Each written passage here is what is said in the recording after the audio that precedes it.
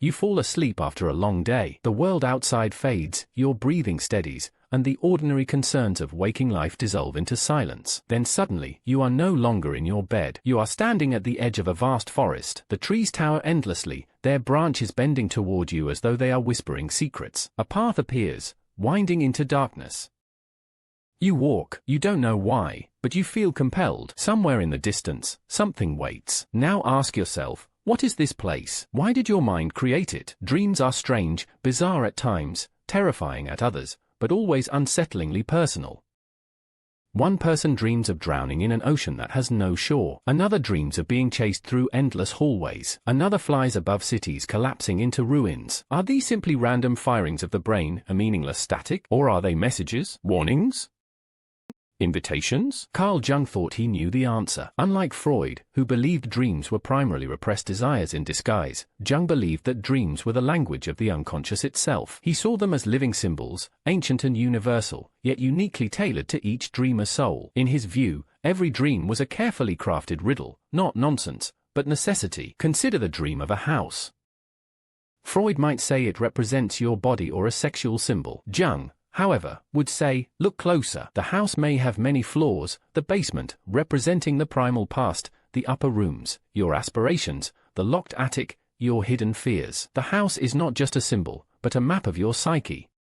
Each hallway and stairwell invites you to explore who you really are. But Jung's dream analysis wasn't merely intellectual. He saw dreams as guides to our lives. A dream of fire might signal not destruction, but transformation. A dream of a stranger might not be about another person at all, but about the hidden shadow self, the side of you refuse to face, yet desperately need to know. Why does this matter today? Because while we scroll through endless feeds, drown in constant news, and are manipulated by forces we barely perceive, our dreams remain untouched by propaganda. They are the last private frontier of the mind, honest, raw, and unfiltered. To ignore them is to ignore the deepest voice we have. So tonight, when you close your eyes, remember, the dream is not random. It is you, speaking to yourself in symbols older than language. And if you can learn to listen, really listen, you may discover that your dreams are not just dreams, but the keys to understanding who you are, who you fear you are, and who you might yet become. If this thought intrigues you, if you've ever woken from a dream wondering, why did my mind show me this? Then you are in the right place. Over the next chapters, we will journey deep into Jung's approach to dream analysis. Not just theory, but real examples. We will uncover what it means to meet a stranger in your dream, to fall endlessly, to fly, to drown, or to find yourself in rooms you never knew existed. And along the way, we will also borrow wisdom from the Stoics, practical, timeless advice on how to use the truths we uncover in dreams to improve our relationships, strengthen our charisma, and live with clarity. As Marcus Aurelius once said, look well into thyself, there is a source of strength which will always spring up if thou wilt always look. So if you haven't already, subscribe, and join this journey into the dream world. Share your strangest dream in the comments, we may explore it in a future video. And if this exploration resonates with you, leave a like, it helps other seekers find their way here. Your mind has been speaking to you in dreams all along. Now, it's time to listen. The rift between Freud and Jung, why dreams are not just illusions. When most people today think of dream interpretation, they imagine something casual, the kind of conversation you might have at breakfast, half laughing as you say, I had the weirdest dream last night. Perhaps you search an online dream dictionary that promises instant meanings. Snakes mean betrayal, flying means ambition, teeth falling out means anxiety. But for Carl Jung, such simplifications were not only misleading, they were dangerous. To him, dreams were not mere curiosities. They were sacred encounters with the unconscious, the deeper world beneath our waking mind. To understand how radical Jung's position was, we must first look at where he began.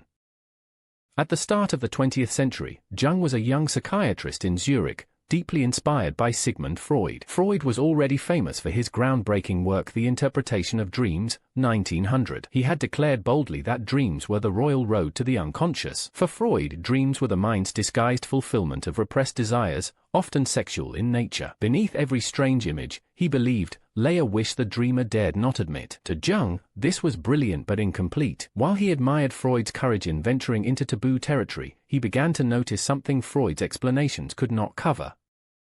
Patients described dreams that felt less like wish fulfillment and more like symbolic dramas. Dreams that were not about sex or repression, but about journeys, trials, transformations, and archetypes that seem to belong to all humanity. Take for instance, Jung's famous house dream. In it, he found himself in a grand house. At first, he stood in the well-lit upper floors filled with fine furniture. Then he descended into darker, medieval chambers. Finally, he found himself in a primitive cellar, where ancient bones lay buried. Freud might have seen the house as a disguised sexual metaphor. Jung, however, recognized it as a map of the psyche itself, the upper floors symbolizing consciousness, the middle floors the personal unconscious, and the cellar the collective unconscious, a realm of ancient memories shared by all human beings. This difference in interpretation marked the beginning of a fracture between Freud and Jung. Freud insisted on a narrow lens. Dreams were about hidden desires, often censored by the mind. Jung, by contrast, saw dreams as expansive, mythological, even spiritual. Where Freud saw repression, Jung saw creation. Where Freud saw pathology, Jung saw potential for growth. And here lies the first key lesson for us: the meaning of a dream is not to be forced into a single category. Dreams resist reduction. They are alive. They are not riddles solved by dictionaries, but symbols that grow, shift, and transform as we do. Why was Jung so convinced? Because he noticed that dreams often revealed truths the dreamer did not yet consciously know. A patient on the verge of a breakdown might dream of fractured glass or broken bridges, weeks before the collapse occurred in waking life. Another patient unsure of a career path might dream of wandering roads, each leading to shadowy figures, reflecting an unconscious recognition of choice long before the conscious mind made it. Jung's insight was this: dreams are compensatory. They balance us. If you are too rigidly rational, your dreams will bring chaos.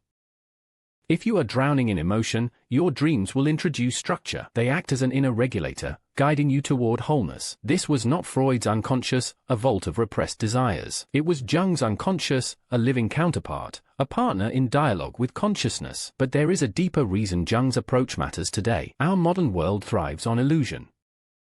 Social media distorts reality into fragments of envy and comparison. Advertising hijacks our desires. News cycles flood us with fear. In such a world, dreams stand as one of the few remaining places where the psyche speaks unedited. No filter, no propaganda, no curated image, only symbols that carry truths. And so Jung took dreams seriously because he believed they were not trivial, but essential.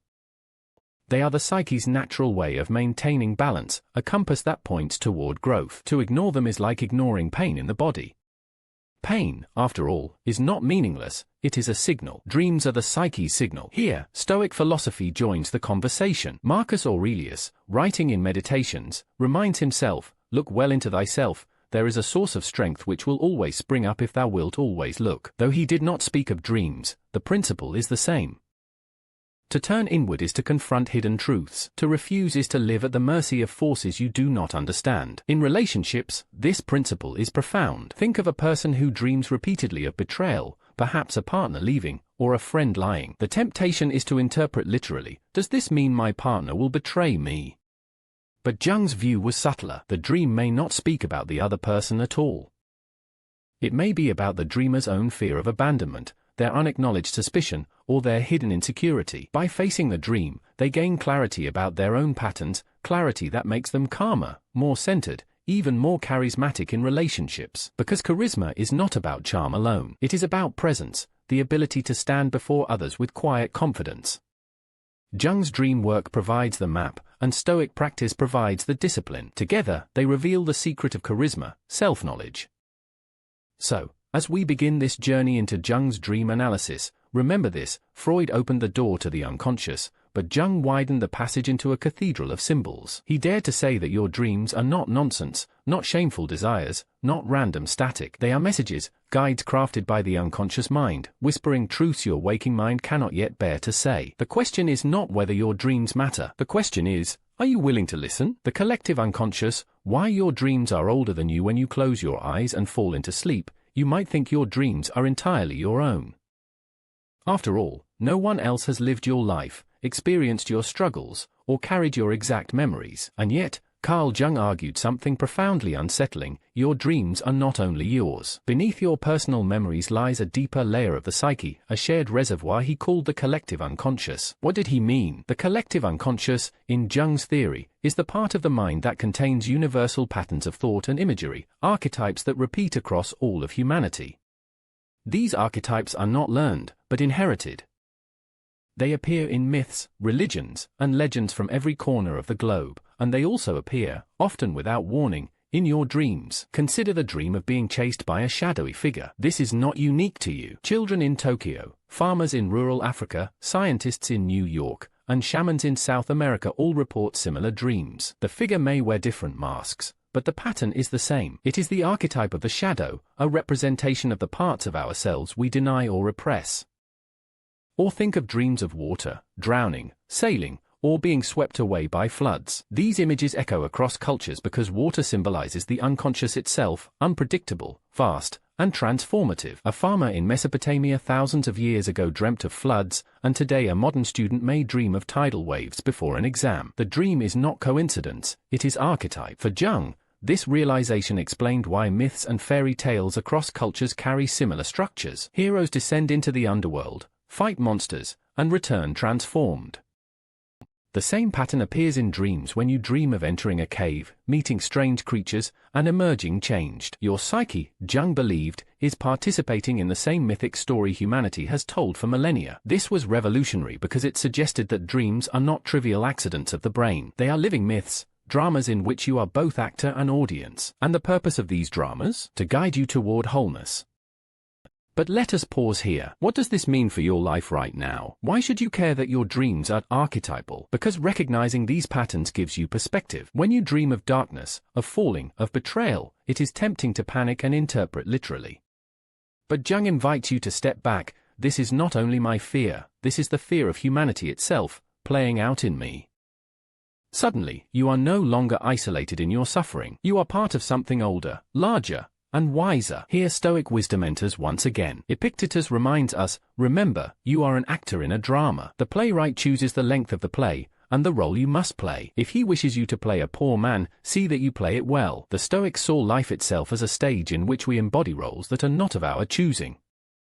Jung's dream analysis echoes this. Your dreams assign you roles, the hunted, the hero, the wanderer, not to torment you, but to help you practice for waking life. Consider a practical example. A man dreams repeatedly of losing his teeth. Freud might say this is a sexual symbol. Jung, however, sees something deeper. Teeth are tools of survival. To lose them is to lose power, youth, or confidence.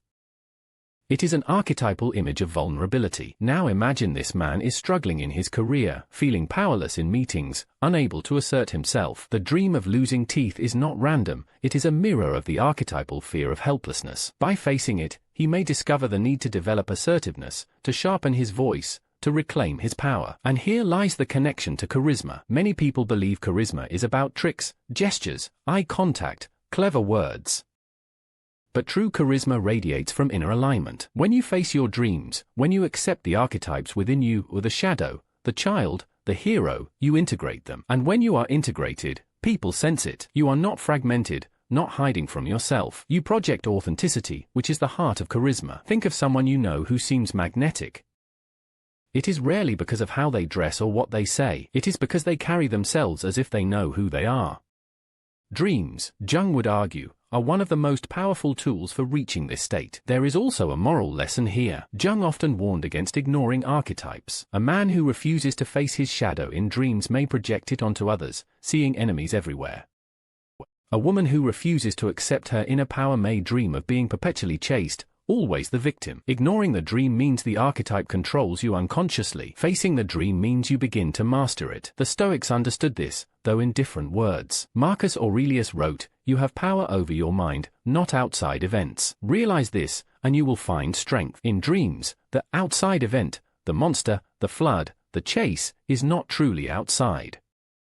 It is inside. By recognizing it as archetype, you reclaim power over it. In this way, Jung's dream analysis is not mystical superstition. It is psychology married with philosophy. It is the art of interpreting inner myths to live a wiser, freer, more authentic life. So tonight, when you dream of being chased, or falling, or standing on a shore before a vast sea, remember, you are not alone. Humanity has dreamt these dreams before. The collective unconscious is speaking through you, guiding you into the same mythic journey as countless others. The only question is, will you recognize the archetype and learn its lesson, or will you wake, dismiss it, and continue unchanged. Jung's case studies, when dreams speak in symbols, dream theory becomes abstract until it touches lived reality. Carl Jung understood this, which is why he built much of his work on real dreams, from his patients, his research, and even his own unconscious. These were not just stories, they were the raw data of the psyche, encrypted in symbols. And when decoded, they offered startling clarity. One of the most famous examples comes from Jung himself, the dream of the house. He dreamt he was inside a large, elegant home. The upper floors were refined, filled with paintings and fine furniture. Then he descended into a darker, medieval level. Below that, he found a stone cellar, older still. Finally, beneath the cellar, he discovered a cave with ancient bones and relics. To Freud, such a dream might represent a disguise for bodily or sexual symbolism. But Jung saw something far greater. The house was a symbol of the psyche itself. The top floor represented the conscious mind, modern, cultivated, aware. The middle floor was the personal unconscious, filled with forgotten memories. The cellar was the collective unconscious, archaic and timeless. And the deepest layer, bones buried in primordial caves, connected the dreamer to humanity's most ancient heritage. Jung's conclusion? Dreams show us the architecture of the self. They remind us that beneath the present moment lies a vast depth of history, both personal and collective. When you dream of a house, a city, or a landscape, you are walking through a map of your own psyche. Another powerful case involved a patient who dreamt repeatedly of snakes. Each night, the serpent appeared differently, coiled in corners, striking suddenly, or gliding silently through water. Freud might have reduced the snake to a phallic symbol, but Jung refused to limit it. He drew on cross-cultural myths, noting that snakes are ancient symbols of transformation, death, and rebirth. In Christian tradition, the snake tempts. In Hinduism, it represents Kundalini energy rising through the spine. In Greek myth, Asclepius carried a serpent staff as a symbol of healing. For this patient, the recurring snake dream came during a period of intense inner change. She was leaving behind an old way of life, shedding her skin like a serpent, preparing for renewal. The dream was not about repression, but about transformation. By recognizing this, she could embrace change rather than fear it. Notice here the Stoic parallel. Epictetus taught, "It is not what happens to you, but how you react to it that matters." The woman snake dreams did not cause transformation, they revealed it. The Stoic lesson is identical. Circumstances may shift, old identities may shed, but how we face change determines whether we suffer or grow. A third example involved a man plagued by dreams of drowning. Each night he found himself submerged in water, lungs filled, unable to surface. Freud might have seen water as a maternal symbol. Jung instead emphasized water as the unconscious itself. To drown in water was to be overwhelmed by unprocessed emotions. When Jung probed, the man revealed he had been suppressing grief after the loss of his brother. He refused to cry, insisting he was strong. Yet his dreams told a different story. He was drowning in unshed tears. Once he accepted the grief, allowing himself to feel, the drowning dream subsided. This case demonstrates how dreams act as messengers. They reveal the emotions we silence in waking life. Jung often said, dreams are the facts from which we must proceed. Where the conscious mind lies, the unconscious speaks. And this brings us to a crucial modern relevance. How often do we ignore inner truth because we are too busy, too distracted, too committed to an image of strength? The dream does not care about appearances. It will show you your fear, your grief, your rage, whether you like it or not. The question is whether you will listen. The Stoics echoed this principle in another way. Seneca wrote, "We suffer more often in imagination than in reality." Dreams can indeed feel terrifying, drowning, being chased, teeth falling out, but their purpose is not always literal. They are imaginations, symbolic rehearsals. They allow us to face emotions in safe form before confronting them in reality. To dismiss them as just dreams is to miss the training ground they offer. Now imagine applying this insight to relationships. A person who dreams of betrayal may unconsciously fear intimacy. Another who dreams of endless exams may secretly fear failure in love or career.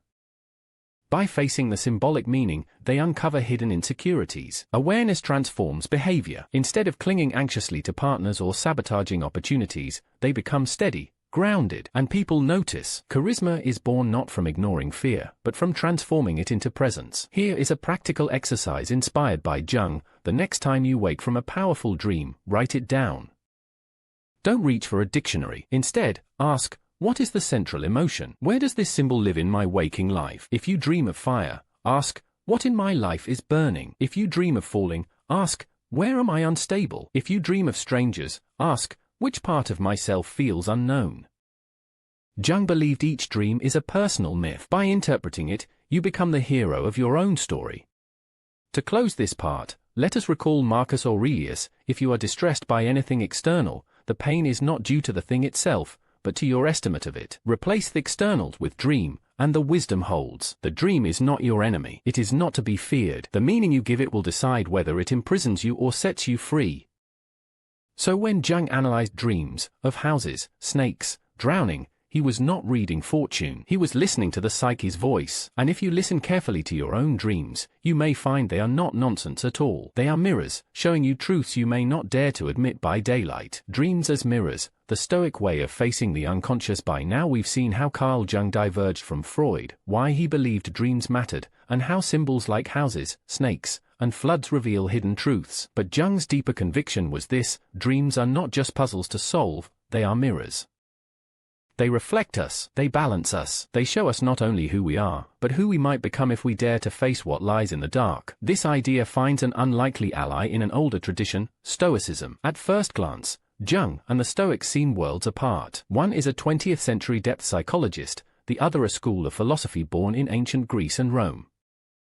But at their core, both were preoccupied with the same question: how do we live in alignment with truth rather than illusion? Marcus Aurelius wrote in his Meditations, "The soul becomes dyed with the color of its thoughts." For him, self-observation was not optional, it was the very essence of wisdom. Jung would agree, but he would add, the thoughts that dye the soul are not always conscious. Many of them live in dreams, in the unconscious mind. To ignore your dreams is to ignore the hidden dyes that slowly seep into your being. Dreams as compensation. Jung observed that dreams often compensate for imbalances in waking life. If someone is rigid, overly rational, their dreams erupt with chaos, floods, fires, storms. If someone is consumed by emotion, their dreams introduce order, numbers, architecture, machines. In this way, the psyche balances itself, much like the Stoics believed the universe is governed by logos, a rational order. Think of a man who prides himself on being perfectly controlled, logical, unshakable. At night he dreams of wild animals breaking free from cages. The message is clear: he is repressing his instincts, and the unconscious will not be ignored.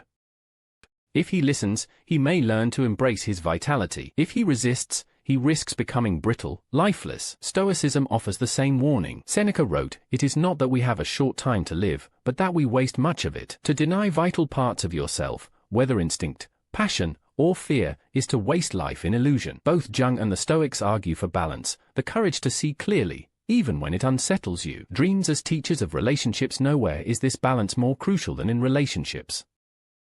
Many conflicts arise not from the partner's flaws, but from the projections we place upon them. Jung called this the anima and animus, the inner feminine in men, and the inner masculine in women. When we refuse to face these inner figures, we project them onto others, expecting partners to carry what we deny. Dreams often reveal these projections. A man may dream of a mysterious woman guiding him through darkness, his anima, representing his neglected emotional life. If he ignores her, he demands his partner carry the burden of his feelings.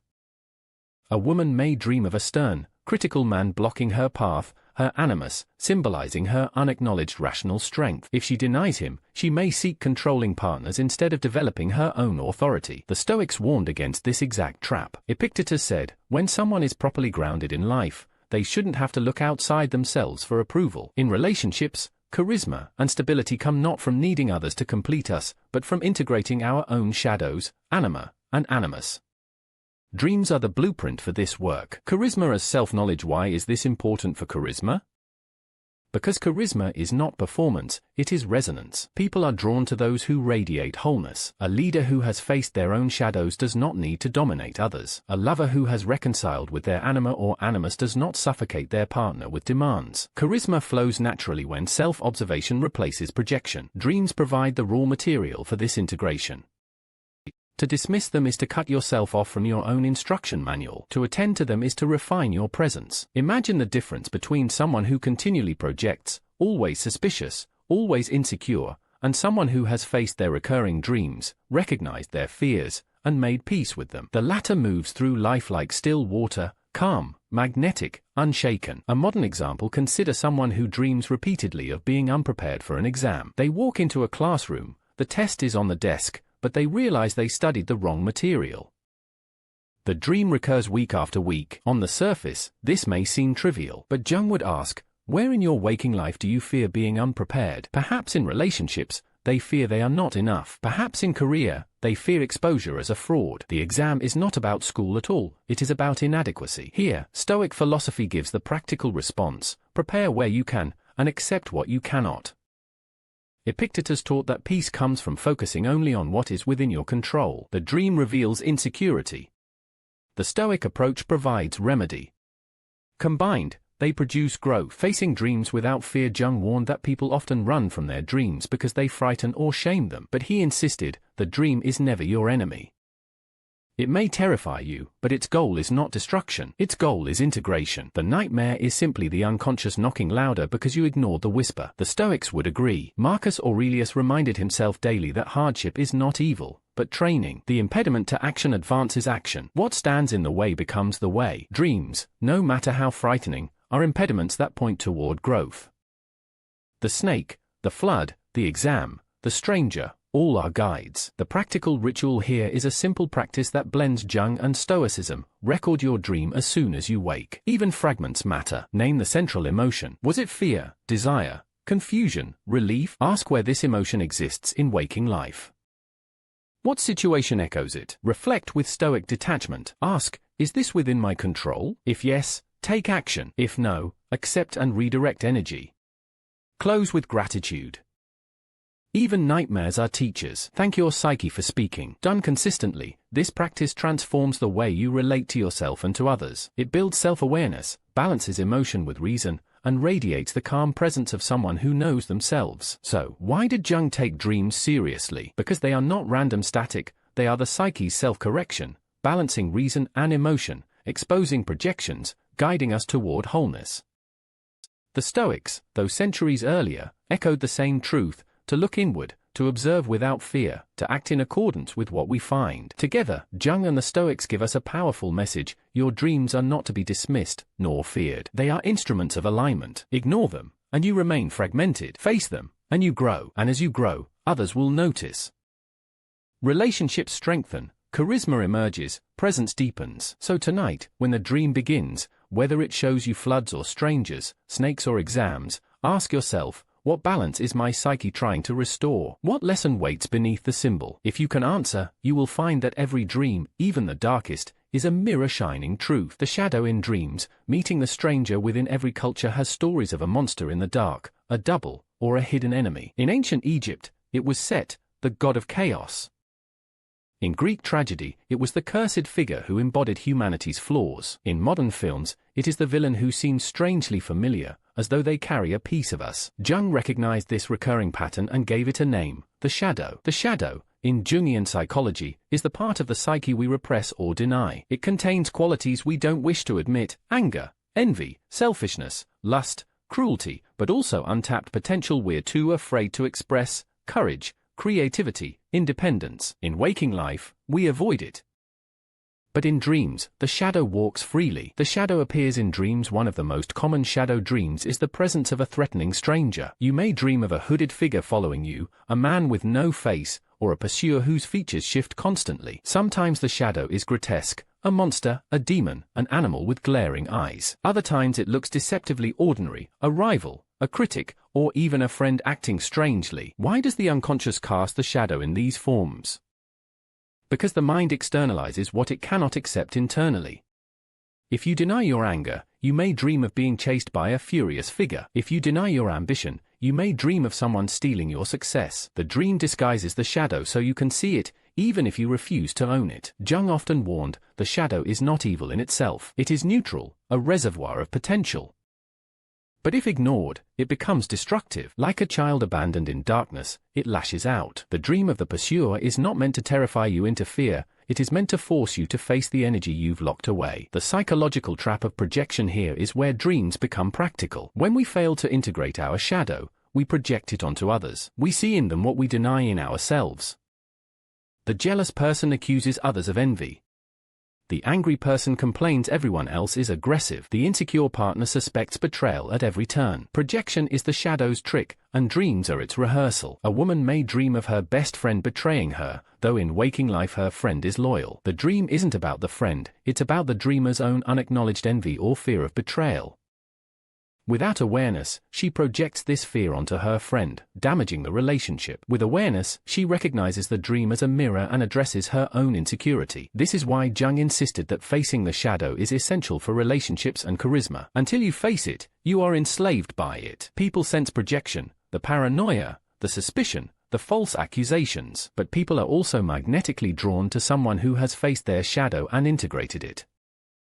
Such a person is steady, unthreatened, capable of deep connection. Stoic wisdom on facing the dark. The Stoics, too, understood the necessity of confronting what frightens us. Seneca wrote, "The man who has anticipated the coming of troubles takes away their power when they arrive." To face the shadow in dreams is to anticipate the troubles of waking life. The figure that chases you at night is the same fear that sabotages your relationships by day. Face it in the dream, and you weaken its power in reality. Marcus Aurelius offered a similar insight: if you are pained by any external thing, it is not this thing that disturbs you, but your judgment about it. The shadow figure in a dream is not an external threat.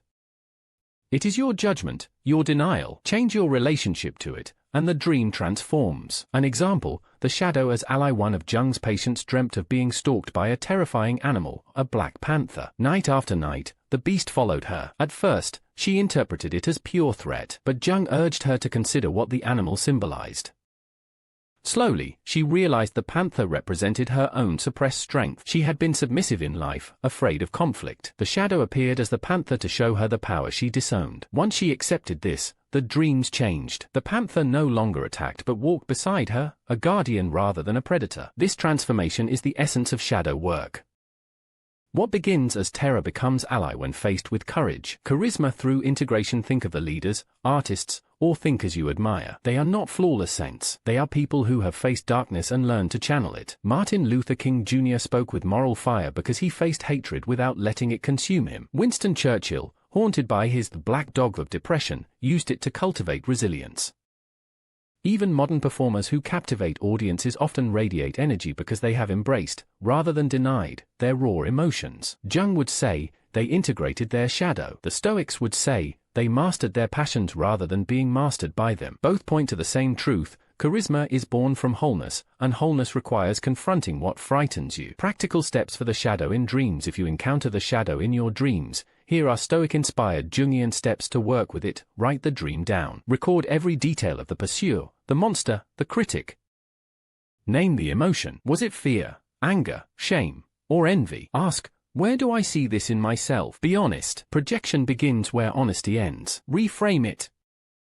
As Marcus Aurelius taught, change your judgment. The pursuer is not your enemy, but your teacher. Apply it. If you dream of anger, practice asserting yourself calmly in waking life. If you dream of betrayal, examine your own trust issues. By doing this, you turn the shadow into a source of strength. And when the shadow is integrated, you radiate presence. People sense you are not hiding, not projecting, not at war with yourself. This calm power is the essence of charisma. The shadow is the archetype that frightens us most, but it is also the most valuable. In dreams, it arrives as a pursuer, a monster, a critic. But if you turn to face it, you discover that it is you, the part of yourself you most need to reclaim. The Stoics told us to prepare for hardship, to confront fear with courage, to master our own passions. Jung tells us that our dreams already rehearse this for us. The shadow is not an enemy to escape but a guide to integration. To fear it is to remain fragmented. To embrace it is to become whole. And when you become whole, you become magnetic, because the world is full of people running from their shadows.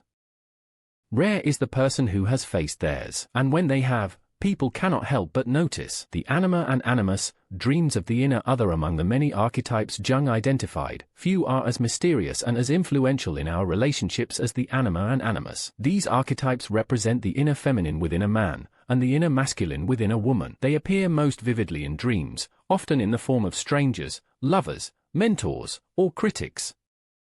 Jung believed that our capacity to love, connect, and even lead is deeply shaped by how we relate to these inner figures.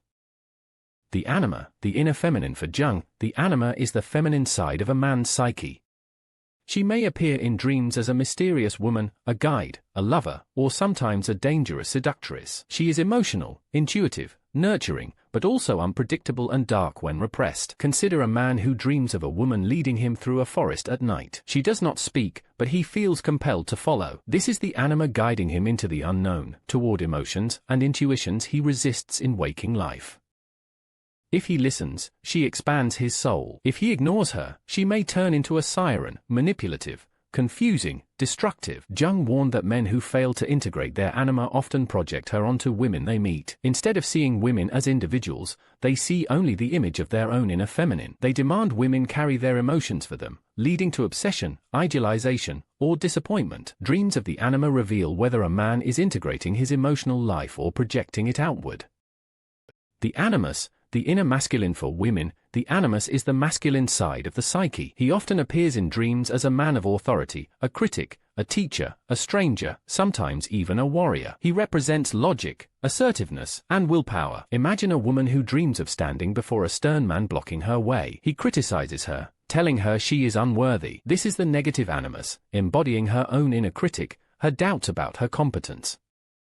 If she integrates him, he becomes a guide, teaching her strength and clarity. If she denies him, he dominates her unconscious and appears in waking life as a cycle of relationships with domineering men. Jung noted that women who fail to reconcile with the animus may struggle to own their authority. Instead of speaking with conviction, they hesitate. Instead of trusting their judgment, they second-guess. The animus is the inner voice of reason and confidence, waiting to be integrated. The dance of anima and animus in dreams. The anima and animus often appear at critical times of growth. A young man overwhelmed by logic may dream of a woman by water, inviting him to feel. A woman silenced by self-doubt may dream of a warrior placing a sword in her hands. These figures are not other people, they are the dreamer's own inner balance calling to be recognized. And this matters profoundly for relationships. Many conflicts arise not from who our partner is, but from how our inner anima or animus is projected onto them. The man who dreams of a mysterious woman may unconsciously expect his partner to be his emotional guide. The woman who dreams of a critical man may unconsciously choose partners who reinforce her self-doubt. Until the archetypes are faced, relationships are distorted mirrors. Stoic parallels, balance of reason and emotion. The Stoics did not speak of anima and animus, but they spoke constantly of balance. Epictetus taught, "No man is free who is not master of himself." Self-mastery, for Jung, required reconciling inner masculine and feminine forces. Marcus Aurelius also urged balance. The mind must be balanced and move neither toward pride nor toward despair. This echoes the anima and animus dynamic. To deny emotion, anima, is to fall into cold pride. To deny reason, animus, is to fall into despairing confusion. Wholeness is the integration of both. A modern example, the artist's dream. Consider an artist who dreams of a woman carrying a lamp into a cave. He follows her and discovers treasure. Jung would say this is the anima illuminating his unconscious creativity. If he accepts her, he accesses inspiration. If he rejects her, his art dries up. Now imagine a businesswoman who dreams of debating a powerful man in a courtroom. She argues with conviction and wins. This is her anima strengthening her voice, granting her confidence to lead. If she ignores the dream, she continues to hesitate in meetings. If she integrates it, she speaks with authority, and others follow. In both cases, charisma grows through integration. People are drawn to those who are both emotionally rich and intellectually strong, who embody a union of anima and animus. How to work with anima and animus in dreams. If you dream of mysterious figures of the opposite sex, here are steps to interpret them. Record the figure. Was it a guide, critic, lover, stranger? Ask, what qualities did they embody? Were they nurturing, stern, seductive, inspiring? Identify projection. Do you expect these qualities from others in waking life instead of developing them yourself? Integrate. If your dream anima guides you to feel, practice embracing emotion. If your animus teaches clarity, practice speaking with conviction. Apply Stoic balance. As Marcus taught, let reason and emotion serve one another, not battle. The gift of integration. When anima and animus are acknowledged, dreams shift. The mysterious woman becomes muse instead of siren. The stern man becomes mentor instead of tyrant. Relationships improve because we no longer demand partners embody our projections. Instead, we meet them as they are, and charisma emerges naturally. Imagine someone who has integrated both sides, calm yet passionate, rational yet empathetic. Such a person feels whole, and others feel it too. This is the energy of leaders, artists, and lovers who captivate without effort. The anima and animus are the inner other, the figures who walk with us in dreams. They challenge us to integrate what we lack. For men, the depths of emotion; for women, the strength of reason. Ignored, they distort relationships. Faced, they expand the soul. The Stoics remind us that balance is the root of freedom. Jung reminds us that dreams are the path to balance. Together, they teach this truth: when you reconcile your inner masculine and feminine, you no longer project them outward.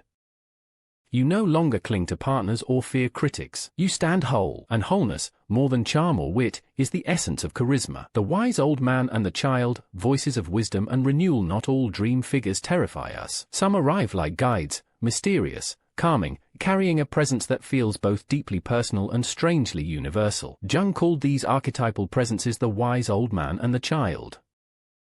They represent two opposite yet complementary forces in the psyche: wisdom and innocence, tradition and renewal, depth and possibility. The wise old man archetype across cultures, the figure of the wise elder repeats endlessly. In mythology, it is Merlin guiding Arthur, Tiresias advising Oedipus, or the shaman leading initiates through rituals. In modern stories, it is Dumbledore, Obi-Wan Kenobi, or Gandalf, figures of deep knowledge who appear when the hero is lost. In dreams, the wise old man, or sometimes a wise old woman, appears at moments of inner crisis. He may arrive as a teacher, a grandfather, a monk, or even a beggar with unexpected insight.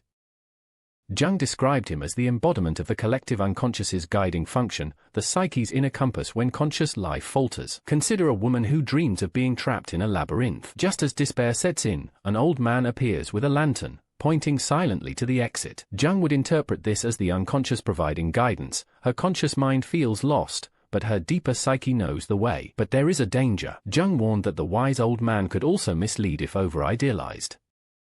If we cling too tightly to authority figures, gurus, or saviors, we risk surrendering our autonomy. The archetype must be integrated, not worshipped. The dreamer must remember, the old man is not literally external. He is a voice of wisdom within. Stoic parallels: the inner sage. The Stoics had no need for mystical archetypes, but they, too, spoke constantly of the inner guide. Epictetus taught, "Seek not that events should happen as you will, but let your will be that events should happen as they do, and you shall have peace." The true teacher, he argued, is reason itself, cultivated by practice. Marcus Aurelius often addresses an inner demon in his Meditations, a kind of rational guide. Look within.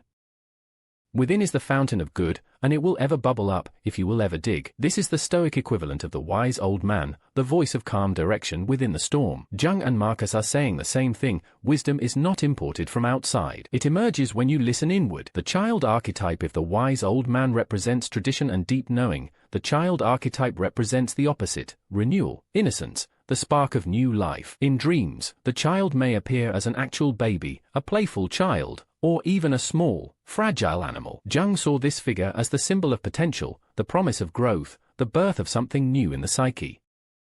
The child is often encountered in dreams during times of despair or stagnation. When all seems lost, the unconscious produces the child, reminding us that life always regenerates. Jung called it the archetype of the divine child, connecting it to myths of Horus, Christ, Krishna, the infant saviors who symbolize new beginnings. For example, a man deep in depression dreams of holding a newborn baby. At first he dismisses it as nonsense, but Jung would ask, "What in your life is waiting to be born?" The dream is not predicting a literal child, but a new phase of creativity, hope, or meaning. The dance between the two together, the wise old man and the child, form a paradox. One represents ancient wisdom, the other fresh potential. In Jung's framework of individuation, the lifelong process of becoming whole, both are essential. Wisdom without renewal becomes rigid. Renewal without wisdom becomes reckless.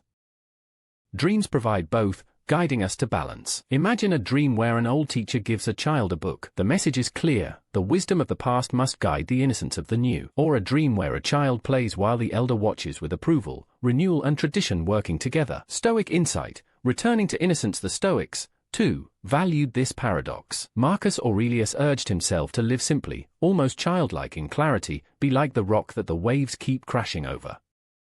It stands unmoved and the raging of the sea falls still around it. The rock is wisdom. But elsewhere, he wrote, "Do not act as if you were going to live 10,000 years. Death hangs over you. While you live, while it is in your power, be good." This urgency carries the freshness of the child, a reminder to live fully, to begin again each day. Wisdom anchors us, renewal keeps us alive. Dreams embody this duality in archetypal form.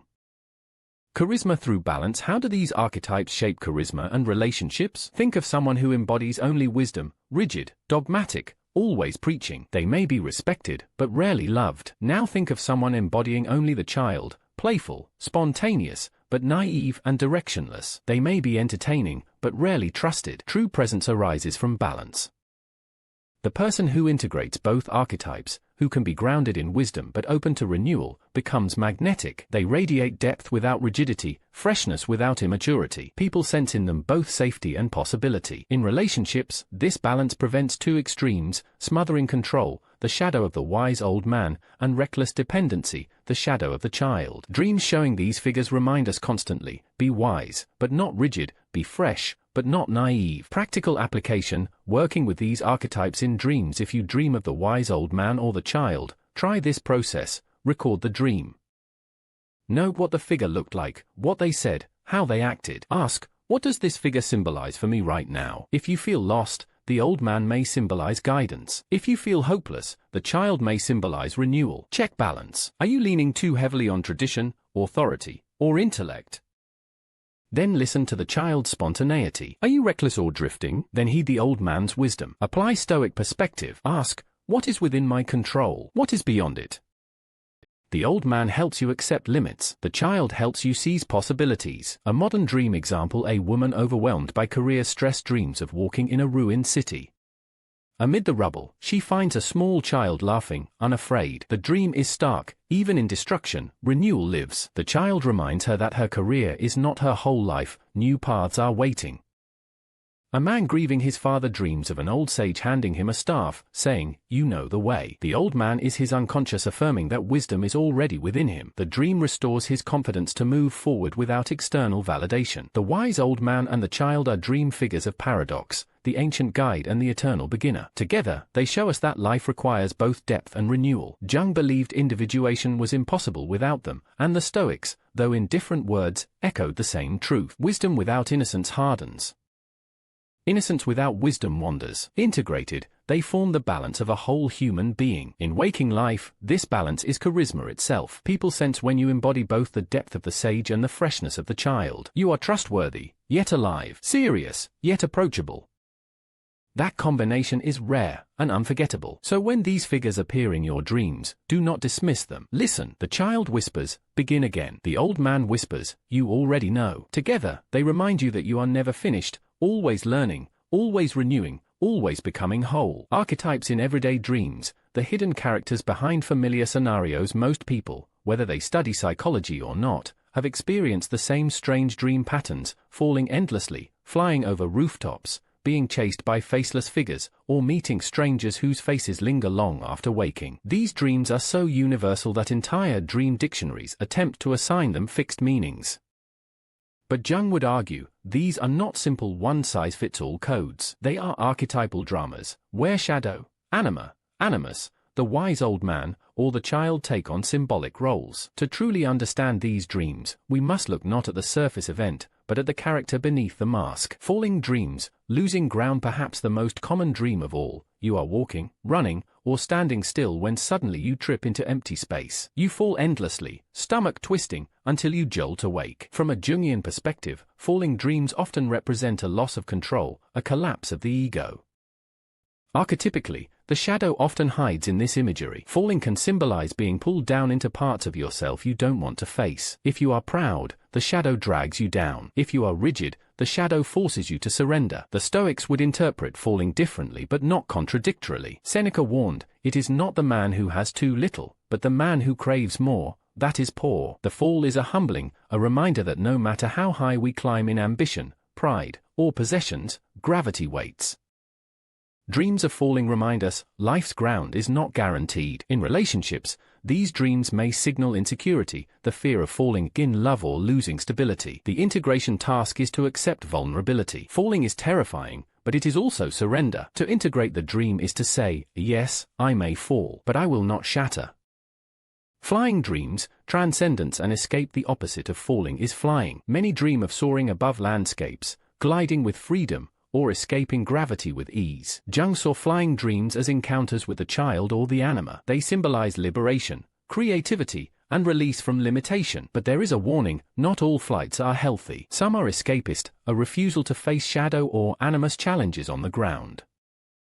The dreamer may fly to avoid conflict, rather than confront it. The Stoics again offer balance. Marcus Aurelius wrote, He who lives in harmony with himself lives in harmony with the universe. To fly is harmony only when it is grounded in integration, not avoidance. True charisma is like this: it feels weightless and free, but it rests on deep self-knowledge. In modern terms, flying dreams may indicate untapped creativity or ambition. The question to ask: am I flying to express potential, or flying to escape fear? Being chased, the shadow at your heels. Few dreams are as unnerving as being chased. Whether by animals, strangers, or faceless entities, the archetypal culprit is almost always the shadow. The figure chasing you is the part of yourself you deny. If you flee, the dream repeats. If you turn to face it, the dream transforms. Jung often said, "What you resist not only persists, but grows stronger." Dreams of pursuit are direct calls to stop running. In relationships, being chased may reflect fear of intimacy, fear of conflict, or fear of being found out. The pursuer is not the enemy, it is the truth. Epictetus captured this insight centuries earlier. Men are disturbed not by things, but by the view which they take of them. The chaser is not truly external, it is your view of yourself. Turn around, face it, and you rob it of its power. Meeting strangers, the archetype in disguise. Perhaps the strangest dream of all, meeting a person who feels intensely significant, though you've never seen them before. They may help, hinder, seduce, or terrify. You wake with the memory of their face burned into your mind. Who are they? Jung's answer: they are archetypes in disguise. The stranger could be your anima or animus, arriving to guide or challenge you. They could be the wise old man, testing your resolve, or the shadow, demanding recognition. One of Jung's patients dreamt of a wise-looking stranger who told her to stop living someone else's life. Weeks later, she left an unhappy marriage. Another dreamer met a faceless man who stood silently at every doorway. Only later did he realize this was his shadow, the fear that stopped him from taking risks. The Stoics remind us, truth often comes from unexpected voices. Marcus Aurelius wrote, "Accept the things to which fate binds you, and love the people with whom fate brings you together, but do so with all your heart." In dreams, these people may not be literal, they may be the voices of fate within you, bringing you together with yourself. Why these dreams matter at first: falling, flying, chasing, or meeting strangers may feel like trivial, repetitive dream cliches. But Jung's analysis reveals that these are not cliches, they are archetypal dramas staged by the unconscious, each with a purpose. Falling humbles pride, forces surrender. Flying liberates, reveals potential, but warns against escape. Being chased demands we face what we deny. Meeting strangers introduces us to hidden archetypes. To ignore them is to miss opportunities for growth. To face them is to accelerate individuation, the process of becoming whole. Charisma through common dreams. What does this mean for charisma and relationships? Consider how often people live out their dreams unconsciously. Someone who dreams of falling may cling anxiously in relationships, radiating insecurity. Someone who dreams of flying without facing the ground may project false confidence, which others sense as inauthentic. Someone chased in dreams may become paranoid, suspicious, difficult to trust. Someone meeting strangers may confuse projections with reality, idolizing or demonizing others. But when these dreams are faced consciously, the opposite occurs. The one who falls learns humility, and humility draws respect. The one who flies with integration radiates inspiration, and people are drawn to vision. The one who faces the chaser radiates courage, and courage inspires trust. The one who understands the stranger meets others authentically, and authenticity is magnetic. Dreams, then, are not only about private self-knowledge, they are about presence. How you dream shapes how you are seen. Practical Stoic exercise for common dreams. Falling dream practice. Letting go in waking life. Journal. What am I clinging to? Release one unnecessary attachment. Flying dream. Ask, what vision excites me? Am I escaping or creating? Take one step to ground your vision in reality. Chase dream. List fears you avoid. Choose one small way to face it directly. Stranger dream. Identify the qualities of the stranger. Then ask, where do these qualities live in me? Seneca wrote, most powerful is he who has himself in his own power. Dreams, no matter how strange, are opportunities for precisely this power. The universality of these dreams, falling, flying, chasing, strangers, shows that archetypes live in all of us. They are not accidents of brain chemistry, but ancient dramas playing out in the theater of the psyche. Jung invites us to attend to them not with superstition, but with curiosity. The Stoics invite us to respond not with fear, but with mastery. Together, they remind us that every dream, no matter how ordinary, is extraordinary. It is a rehearsal, a mirror, a teacher. Ignore it, and you stumble blindly. Face it, and you grow into wholeness, and with it, into presence, charisma, and wisdom. The first step of dream analysis, recording and feeling the dream. Dreams are elusive. They vanish like mist, evaporating the moment we wake. Sometimes we remember fragments, a color, a face, a sensation. Other times, the entire narrative dissolves before we can even open our eyes. Carl Jung believed that if we are serious about understanding dreams, we must capture them before they fade. The very first step of dream analysis is deceptively simple: record the dream immediately upon waking. Keep a notebook by your bed. Write down every detail you can recall, no matter how strange, disjointed, or trivial. If you don't write, the dream slips into forgetfulness, and with it, the message your psyche was trying to deliver. The importance of recording dreams. Jung insisted that dreams are not meaningless fantasies. They are the psyche's way of balancing, compensating, and guiding us. But their language is symbolic, and symbols lose their power if forgotten. By writing them down, you create a dialogue with the unconscious. Imagine a person who dreams of a burning house. In the dream, they panic, searching for exits. If they dismiss it as nonsense, they lose the chance to reflect. What in my life feels like it is on fire? Where do I feel trapped? If they record it, they begin to see patterns. Perhaps they've dreamt of houses before. Perhaps the dream recurs when stress peaks. Over time, a pattern emerges, pointing to unresolved tension. Jung's own dream journals were filled with sketches, notes, and detailed recollections. He even encouraged patients to draw symbols when words failed. Sometimes the unconscious speaks more clearly through images than through linear narrative. Emotion as the compass, but recording the dream is only the beginning. The second crucial step is identifying the dominant emotion. For Jung, the images matter, but the emotion is the key. Dreams are not abstract puzzles, they are living dramas. The way you felt in the dream reveals the psyche's intent. Consider two people who dream of water. One feels peace, floating gently in the sea. The other feels terror, drowning in waves. The symbol is the same, but the meaning diverges completely. For one, the water represents connection with the unconscious, a renewal. For the other, it signals being overwhelmed by suppressed emotion. Without noting the emotion, the dream remains ambiguous. Recording emotion requires honesty. Ask yourself, what did I feel? Fear? Relief? Desire? Shame?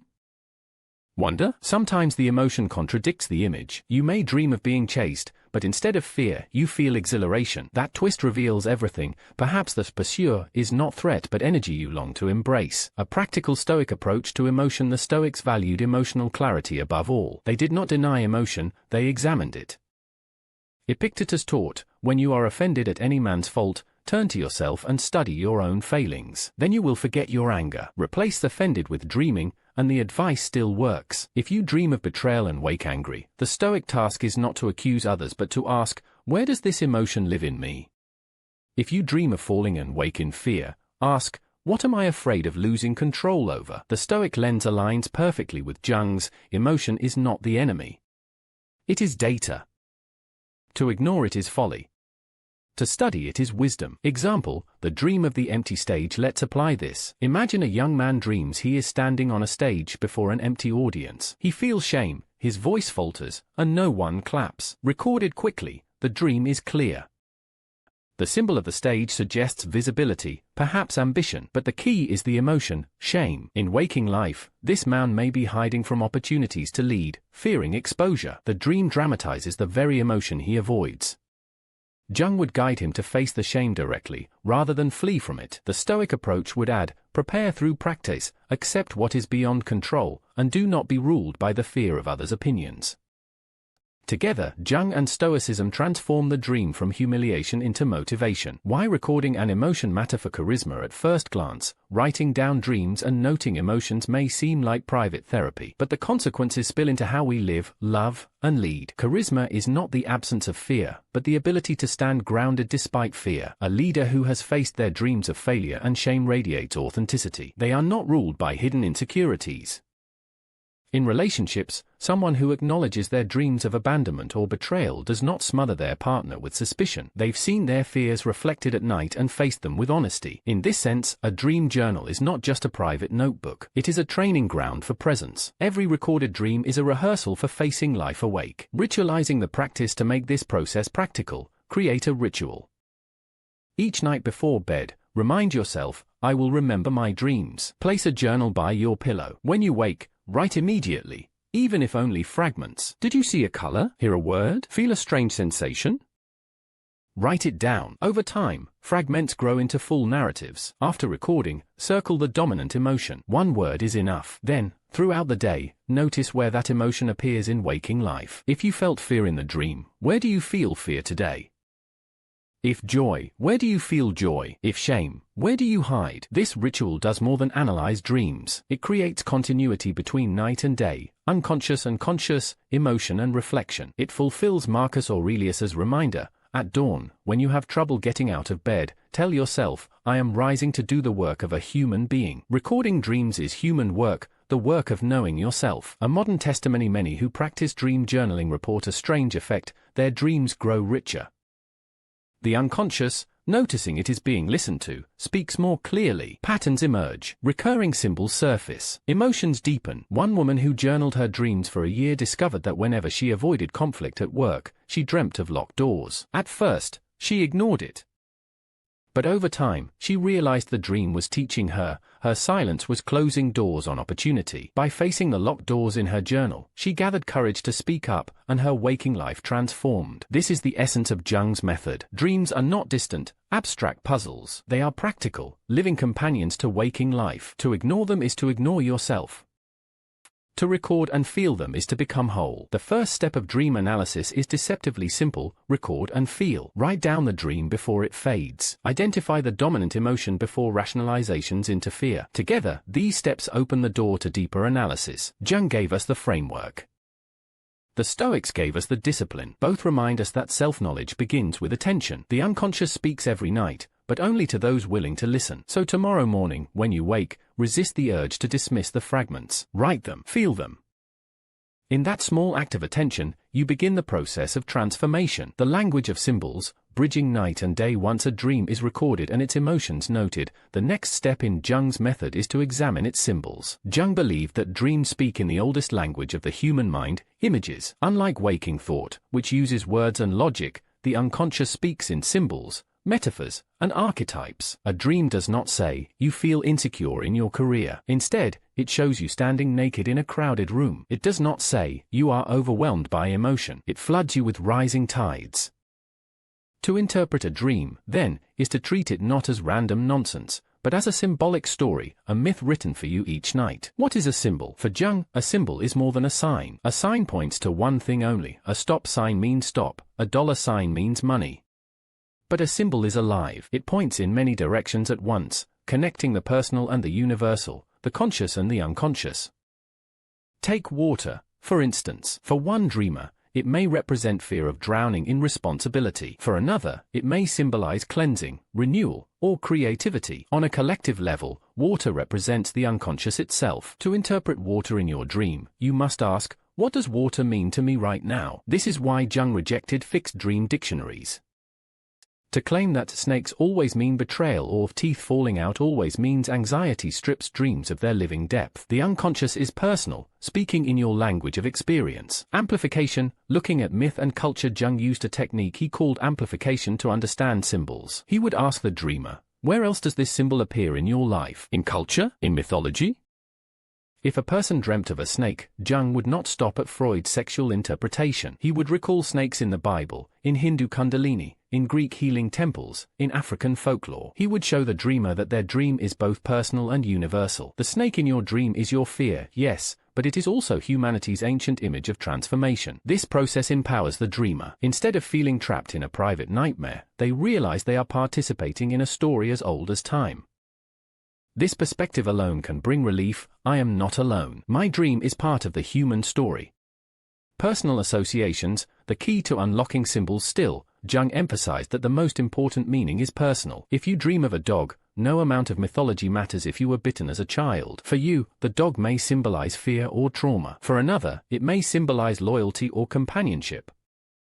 Therefore, after recording a dream, ask, what does this symbol mean to me personally? Write freely.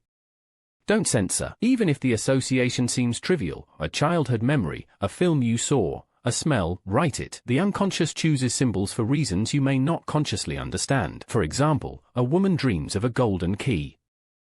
She associates it with the jewelry box her grandmother left her, which she has avoided opening since her death. The dream is not about a random key, it is about unresolved grief and inheritance. Without personal association, the symbol would remain abstract. Stoic perspective, symbols as lessons. The Stoics, though not speaking of dreams, also interpreted symbols in life. Marcus Aurelius constantly drew meaning from ordinary images, flowing rivers as metaphors for time, bread baking as a symbol of natural imperfection, ants as reminders of cooperation. Everything we see is perspective, not truth, Marcus wrote. For Stoics, symbols are not fixed truths but invitations to reflection.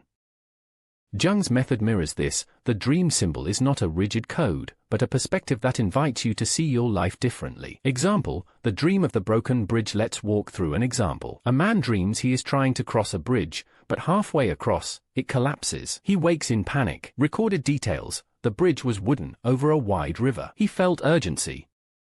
Dominant emotion: fear, helplessness. Symbols: the bridge. Personal association: he recalls a time when a project at work failed suddenly. He also remembers bridges from childhood holidays, adventure and risk. Amplification: bridges in myth often symbolize transitions, crossings between worlds. In Norse mythology, Bifrost connects Earth and Asgard. In many cultures, bridges symbolize the passage between life and death. Interpretation: for this man, the broken bridge may symbolize fear of transition, a life change he is avoiding. Perhaps a career leap, a relationship risk, or a move. His unconscious dramatizes the fear of collapse. With this interpretation, the dream shifts from random panic to meaningful signal. The psyche says, you are in transition. Do not ignore the risk. Build carefully, step wisely. The Stoic lesson here would be, accept transitions as fate. Epictetus said, do not seek to have events happen as you want them to, but instead want them to happen as they do. The broken bridge dream is not tragedy, it is rehearsal. It warns him to align expectation with reality. Charisma through symbol work. Why do symbols matter for charisma and relationships? Because misinterpreting symbols leads to misdirected energy. A man who dreams of betrayal may wrongly accuse his partner, mistaking symbol for reality. A woman who dreams of drowning may assume life itself is hostile, projecting her fear onto others. But when you recognize symbols, you reclaim control. You stop projecting, stop misreading, and begin responding authentically. True charisma comes from this authenticity. People are drawn to those who respond to reality, not illusions. By decoding dream symbols, you stop living in unconscious projection. You start living awake. A practical framework for symbol work. Write the dream. Capture it in detail. Underline key symbols. Objects, animals, figures, settings. List personal associations. What does each symbol mean to you specifically? Amplify culturally. Where else does this symbol appear in myth, religion, or literature? Combine both.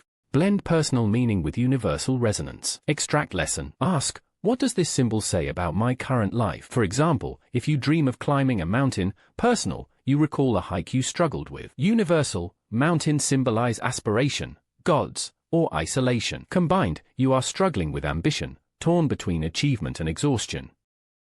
Lesson, pace yourself, find balance, don't turn the climb into self-destruction. Stoic reflection practice. After analyzing a symbol, apply Stoic reflection. Is this within my control? If not, release it. What action can I take today in light of this? How can I embody virtue, wisdom, courage, justice, temperance, in response? For example, the dream of the broken bridge becomes a reflection on courage in transition. The dream of drowning becomes a practice of temperance, regulating emotions. The dream of betrayal becomes justice, treating others fairly rather than projecting suspicion. Symbols are the bridge between the unconscious and waking life. They are not riddles with fixed solutions, but living metaphors, chosen by your psyche to speak to you in images older than language. Jung's method reminds us, don't dismiss the symbol, don't freeze it into cliché. Explore it, amplify it, associate it, and let it guide you. The Stoics remind us, whatever the symbol reveals, respond with virtue, not fear. Together, they show us that every dream, or whether of snakes, bridges, or strangers, is a lesson in how to live awake.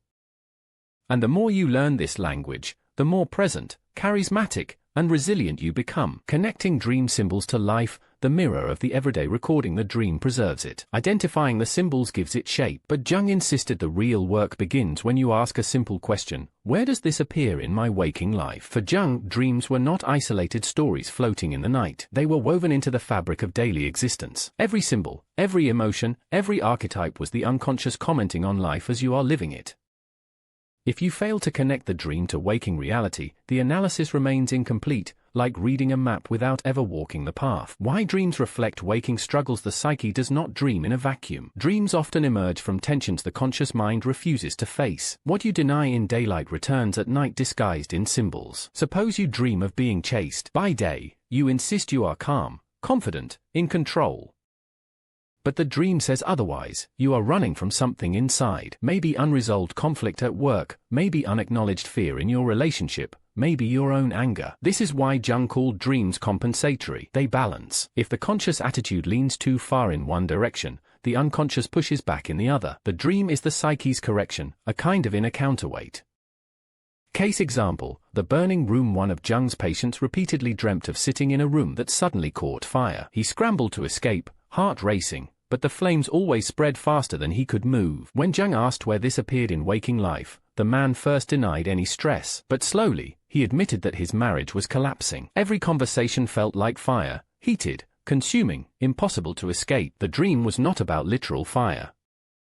It was the unconscious dramatizing emotional reality. Here lies the insight. When you connect dream and life, you discover truths your conscious mind avoids. The dream strips away denial. It says, this is what you are really experiencing. Practical Stoic echo. Facing what is. The Stoics taught the same lesson in different words. Marcus Aurelius wrote, you must build up your life action by action, and be content if each one achieves its goal as far as possible. Dreams reveal the action that requires attention.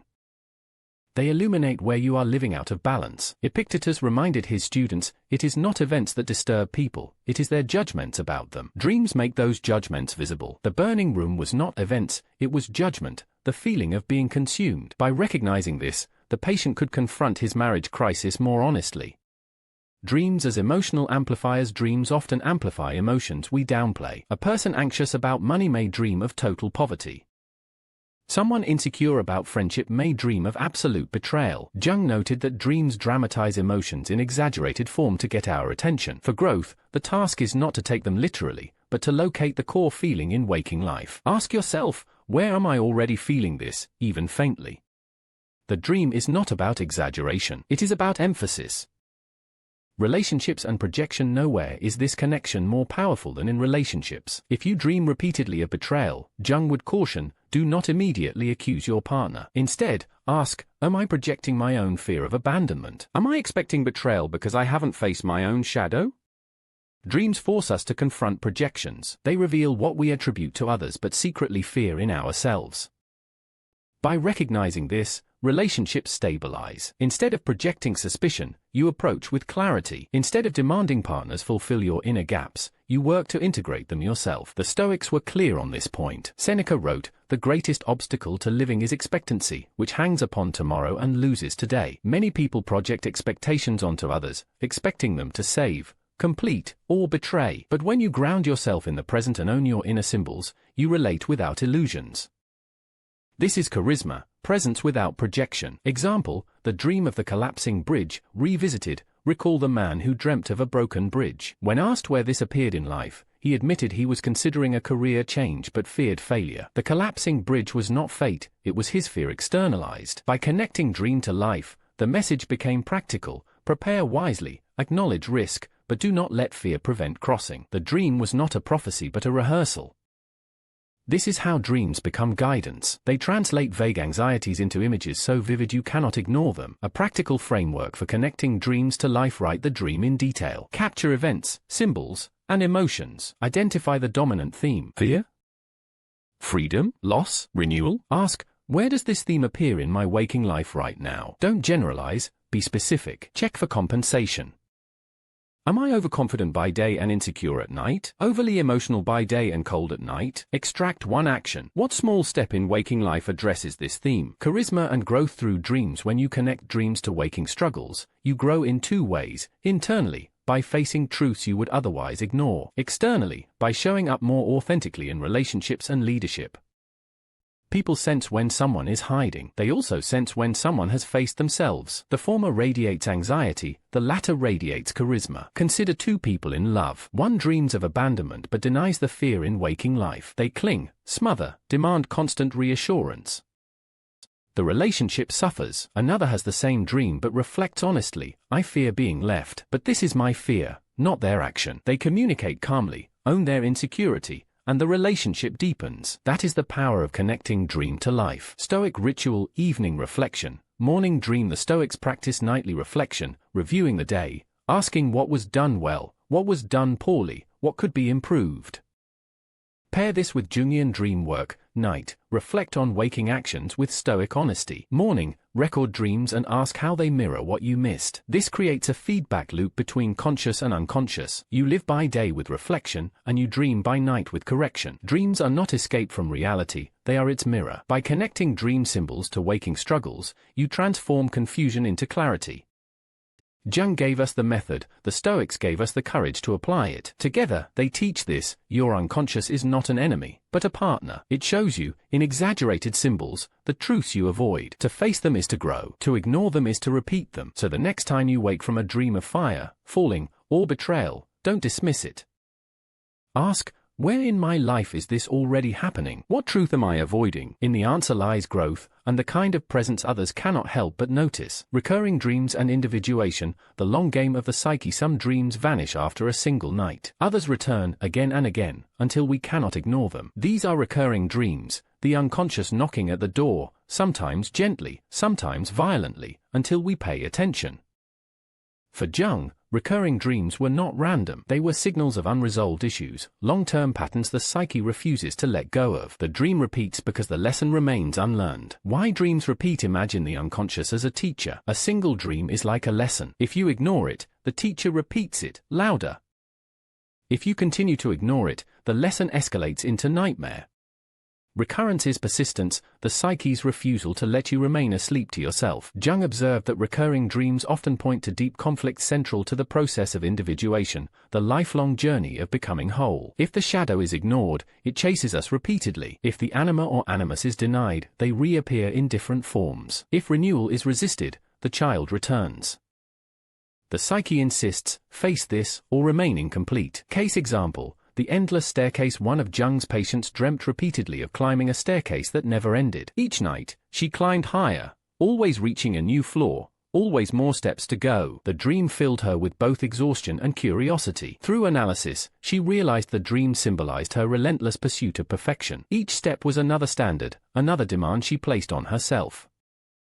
No matter how high she climbed, it was never enough. By connecting this dream to waking life, she saw her pattern: constant striving, never resting, never content. The recurring dream was the psyche's mirror. Only when she accepted the need for balance did the dream fade. The Stoics would have nodded in recognition. Seneca wrote, "It is not the man who has too little, but the man who craves more, that is poor." The endless staircase is the poverty of constant craving. The recurring dream warned, enough is enough. Nightmares that repeat. Recurring nightmares are even more telling. A man dreams for years of drowning. Each time, the setting shifts: a river, a pool, an ocean, but the sensation is the same: lungs filled, helplessness rising. When Jung asked about his waking life, the man admitted he never expressed grief after his father's death. He'd stayed strong for his family, never cried, never processed. The drowning dream was the psyche's protest. Unexpressed grief does not disappear, it suffocates. Recurring nightmares often signal repressed emotion. They continue until the emotion is acknowledged. When the man finally allowed himself to grieve, the dream ceased. Here Stoicism provides the discipline. Epictetus reminded his students, men are disturbed not by things, but by their judgments about things. The judgment "I must not cry" created drowning. The dream demanded correction. Grief is not weakness, but release. Individuation, the long journey. Jung saw recurring dreams not as punishments, but as guides toward individuation. Individuation is the process of integrating all parts of the psyche, shadow, anima, animus, wise old man, child, into a unified whole. It is the journey of becoming who you truly are. Recurring dreams point to the places where individuation is blocked. The shadow pursues until it is faced. The anima appears until she is acknowledged. The child calls until renewal is embraced. In this sense, recurring dreams are like milestones on the path. They repeat not to torment, but to guide. They are the unconscious saying, here is where you must grow next. Relationships and recurring patterns. In relationships, recurring dreams often mirror recurring conflicts. A person who dreams constantly of betrayal may not be seeing the future, but replaying an unresolved fear of abandonment. Without reflection, they sabotage relationships, expecting betrayal before it happens. A woman who dreams repeatedly of exams she is unprepared for may be replaying her fear of inadequacy. In relationships, this manifests as insecurity. Am I good enough? By analyzing the dream, she sees the pattern and gains the chance to break it. The Stoics urged this same vigilance in waking life.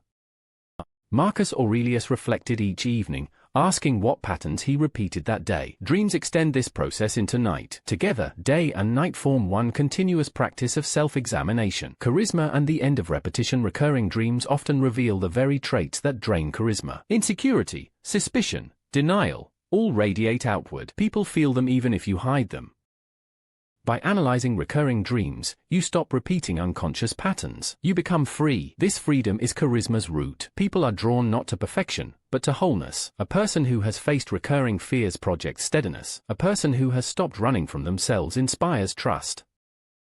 A practical framework for recurring dreams. Track recurrence. Note when the dream repeats and what changes. Identify the archetype. Is it shadow, anime, animus, wise old man, child? Ask, what unresolved issue does this represent in waking life? Note progression. Does the dream change over time? This often signals growth. Apply action. Address the unresolved issue consciously. Example, if you dream repeatedly of locked doors, ask, what opportunity am I refusing? Take one step to open it in waking life. Stoic endurance. Meeting the recurring dream calmly. The Stoics prepared for hardship by rehearsing it in the mind. Seneca wrote, "He who suffers before it is necessary suffers more than is necessary." A recurring dream is like rehearsal. Each repetition invites you to face fear with calm. The next time a nightmare returns, instead of waking in panic, try Stoic detachment. This is training. This is not enemy, but exercise. Over time, this mindset transforms recurring fear into recurring practice. Recurring dreams are the psyche's persistence. They repeat because you have not yet listened. They dramatize unresolved struggles, repressed emotions, and stalled growth. But they are not curses. They are invitations. Jung saw them as milestones on the path of individuation, the lifelong journey of becoming whole. The Stoics saw them as training for resilience, reminders to face hardship with clarity. Together, they teach this: the dream that returns again and again is not your enemy. It is your teacher, knocking at the door of your soul. You can ignore it, but it will not leave. You can fear it, but it will only grow stronger. Or you can face it, and in doing so, you become whole. When you do, the dream often changes. The pursuer becomes ally. The drowning turns to swimming. The locked door opens. The nightmare ends not because it vanishes, but because you have integrated its truth. And in waking life, people sense it. They feel your steadiness, your authenticity, your presence. You have faced what others run from. That is individuation. That is charisma. Dreams as warnings. The psyche's early alarm system. There is a certain category of dream that lingers long after waking. It does not feel like mere fantasy, nor like an ordinary replay of daily stress. Instead, it carries an uncanny weight, a sense of urgency, as if it is trying to tell you something important. Jung paid close attention to such dreams, for he believed they functioned as psychological warnings, the psyche's way of sounding an alarm before the conscious mind detects danger. The dream as a compass in crisis. For Jung, dreams did not predict the future in a supernatural sense. Rather, they revealed what was already developing unconsciously, patterns, tensions, or dangers we had not yet admitted. In this sense, dreams are like storm clouds on the horizon. They do not cause the storm, but they warn of its approach. One patient of Jung's dreamt repeatedly of bridges collapsing under her weight. Weeks later, her marriage began to disintegrate under pressure. Was the dream prophecy? Not exactly. The marriage problems were already there, simmering beneath awareness. The dream was the psyche's way of saying, the structure is unstable. Pay attention before it breaks. This is why Jung urged his patients never to dismiss disturbing dreams. To him, they were not omens from the supernatural but urgent messages from within. The archetype of warning. Certain archetypes often appear in warning dreams. The shadow may show up as a pursuer or attacker, symbolizing destructive tendencies the dreamer denies. The wise old man may appear, speaking cryptic advice: slow down, turn back, listen. Even the child may act as warning, appearing sick or injured to symbolize neglected potential. For example, a businessman dreaming of a sick child may be tempted to dismiss it. But Jung would ask, what part of your life is like this child? What responsibility, what creativity, what innocence have you neglected? Often, the dream reveals precisely where the dreamer is ignoring their true needs. Stoic parallels: anticipating the blow. The Stoics trained daily to anticipate hardship so that they would not be caught off guard. Seneca advised, "He robs present ills of their power who has perceived their coming beforehand." Jung's dream warnings work in much the same way. The psyche anticipates the blow and dramatizes it in dream form, not to terrify but to prepare. Consider the recurring dream of losing teeth. Often, this reflects not a literal dental issue but a warning about loss of confidence, power, or vitality. The psyche says, "You are losing strength here. Attend to it before it cripples you." The Stoic approach is to acknowledge the warning without panic. Instead of seeing disaster as inevitable, see it as preparation, a chance to meet the challenge with calm. Example: the dream before war. Jung recorded several cases during World War I and II where patients had disturbing dreams weeks before the outbreak of violence. One soldier dreamt of weapons shattering in his hands before he was sent to the front. Another dreamt of dead comrades long before battle began. Were these supernatural prophecies? Jung would say no. They were the psyche registering collective tension, the unconscious reading the atmosphere before the conscious mind dared to acknowledge it. Just as animals sense storms before they arrive, the unconscious often perceives danger before waking awareness does. For the dreamer, these dreams acted as warnings, not to escape fate entirely, but to prepare internally for what was coming. Dreams as guides through transitions. Warnings are not always about danger. Sometimes dreams guide us through transition. A person facing career change may dream of wandering roads, unsure which to take. The dream does not provide a direct map but dramatizes the uncertainty itself. By reflecting on it, the dreamer admits their ambivalence and can weigh choices more honestly. The Stoics often spoke of accepting transitions calmly. Marcus Aurelius reminded himself, "Everything is in constant change, you yourself are in ceaseless transformation." Dreams guide us to embrace change, even when frightening, by confronting the chaos symbolically first. Charisma through preparedness. How does this relate to charisma and relationships? Simply put, people sense when someone is prepared for life storms. The person who ignores warnings, in waking life or in dreams, often reacts with panic when crisis strikes. The person who listens to their inner compass radiates calm. This calm is magnetic.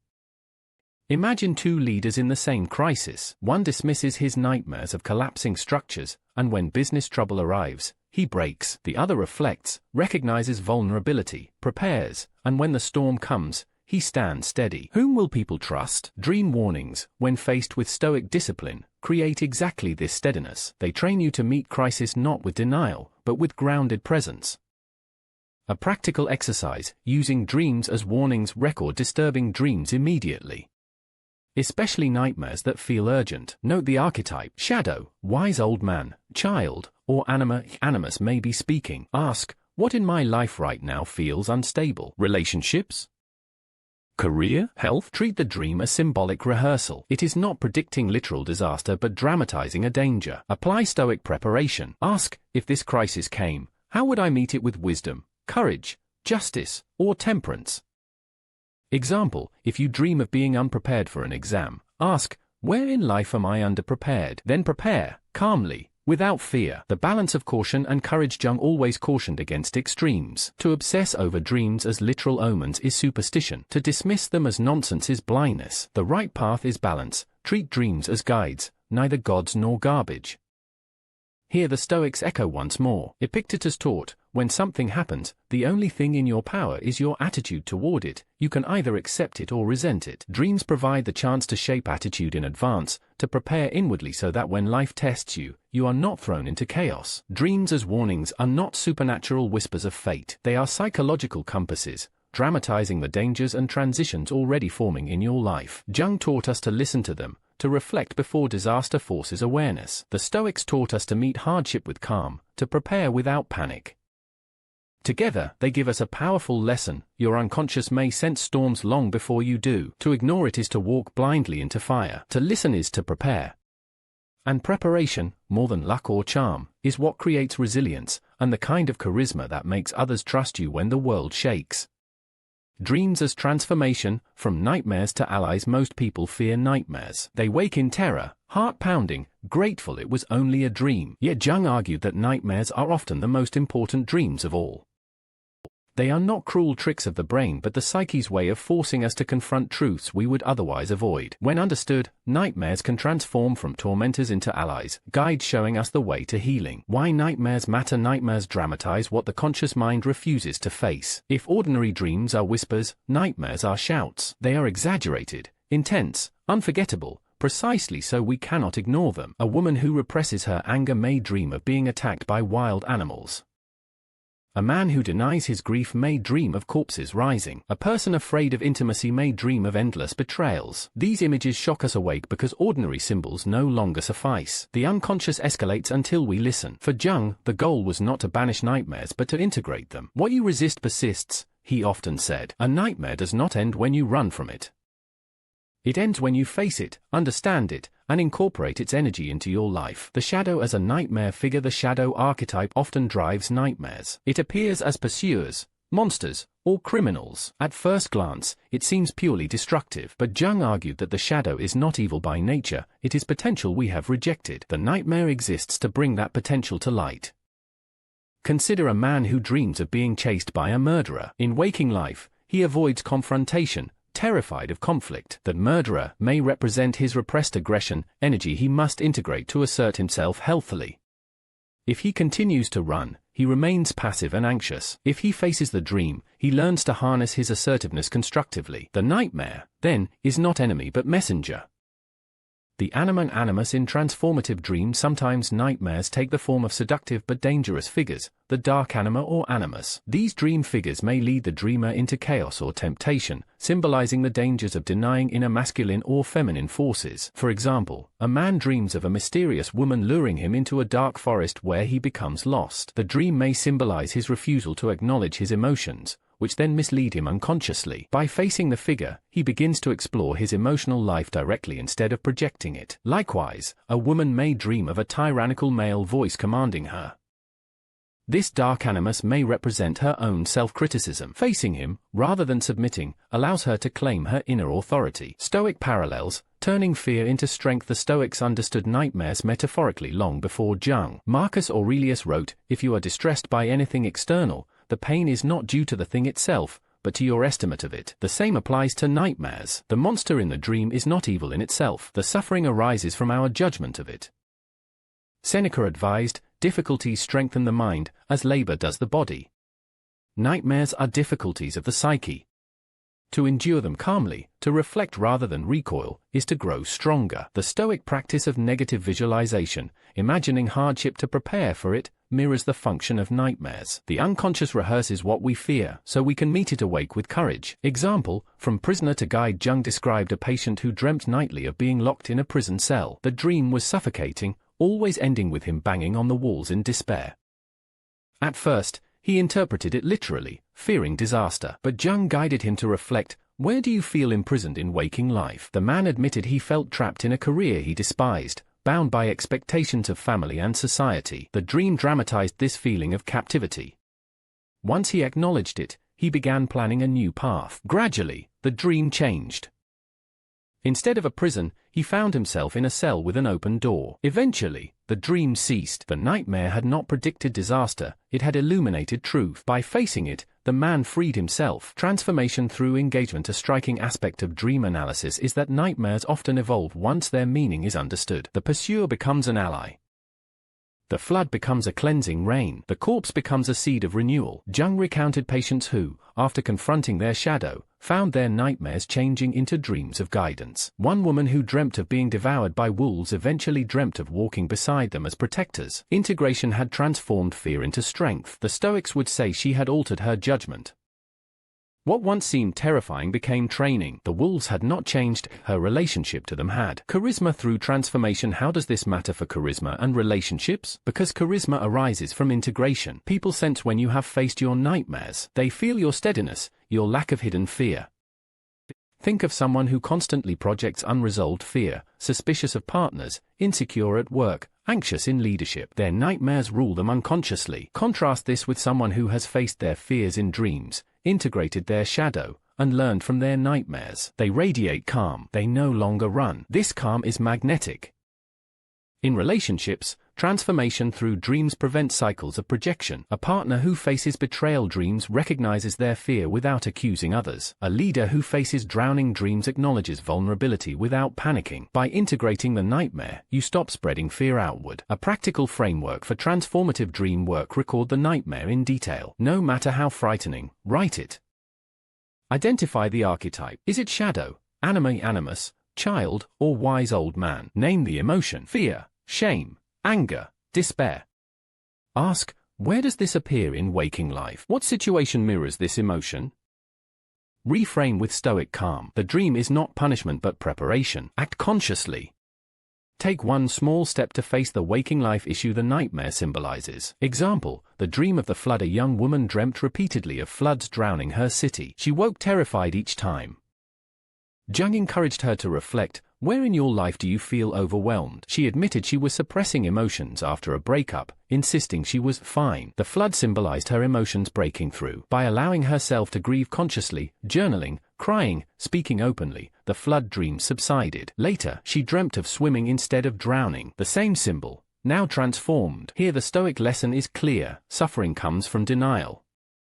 When she faced grief, the dream evolved. The nightmare became ally. Nightmares are not enemies. They are guides disguised in fear. Jung taught us that the shadow, anima animus, or other archetypes appear most forcefully when we resist them. The Stoics taught us that fear is not in events but in our judgments.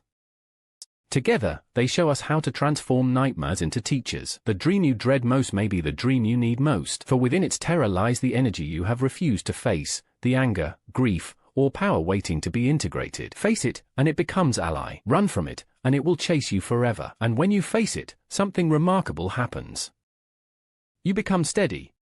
Others sense it. Relationships deepen. Charisma grows, because nothing is more magnetic than someone who has made peace with their own darkness. So the next time you wake from a nightmare, instead of saying, "Thank goodness it was only a dream," ask, "What lesson was this dream trying to teach me?" In that question lies transformation. Dreams as problem solvers, creativity and guidance from the unconscious. Not every dream arrives as warning or nightmare. Some come as guides, subtle but profound. Jung observed that many people experienced dreams that provided answers to problems, sometimes in unexpected and creative ways. These dreams, rather than frightening us, inspire us. They remind us that the unconscious is not only a container of fears and repressions, but also a wellspring of insight and invention. The unconscious as a silent partner. Jung believed the unconscious works continuously, even when the conscious mind rests. By day, we struggle with problems, doubts, or confusion. By night, the unconscious rearranges the material, searching for patterns. When we dream, those solutions appear not as logical arguments but as images, stories, and symbols. This explains why so many breakthroughs in history were born in dreams.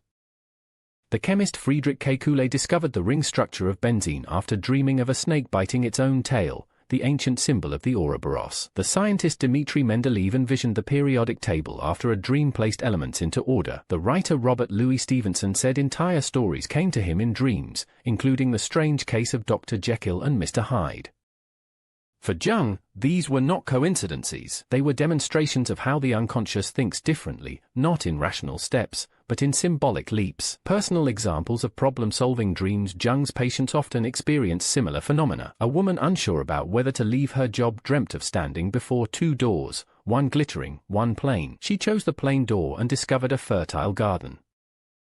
Interpreted, the dream suggested that while one path appeared glamorous, the other, though modest, would yield true growth. A man struggling with depression dreamt of being trapped in a cave until he noticed a faint light through a crack in the wall. This dream did not solve his problems instantly, but it gave him hope, the unconscious insisting that some light remained, even when his waking mind felt none. Such dreams demonstrate Jung's point: the unconscious does not provide answers like a textbook, it provides images.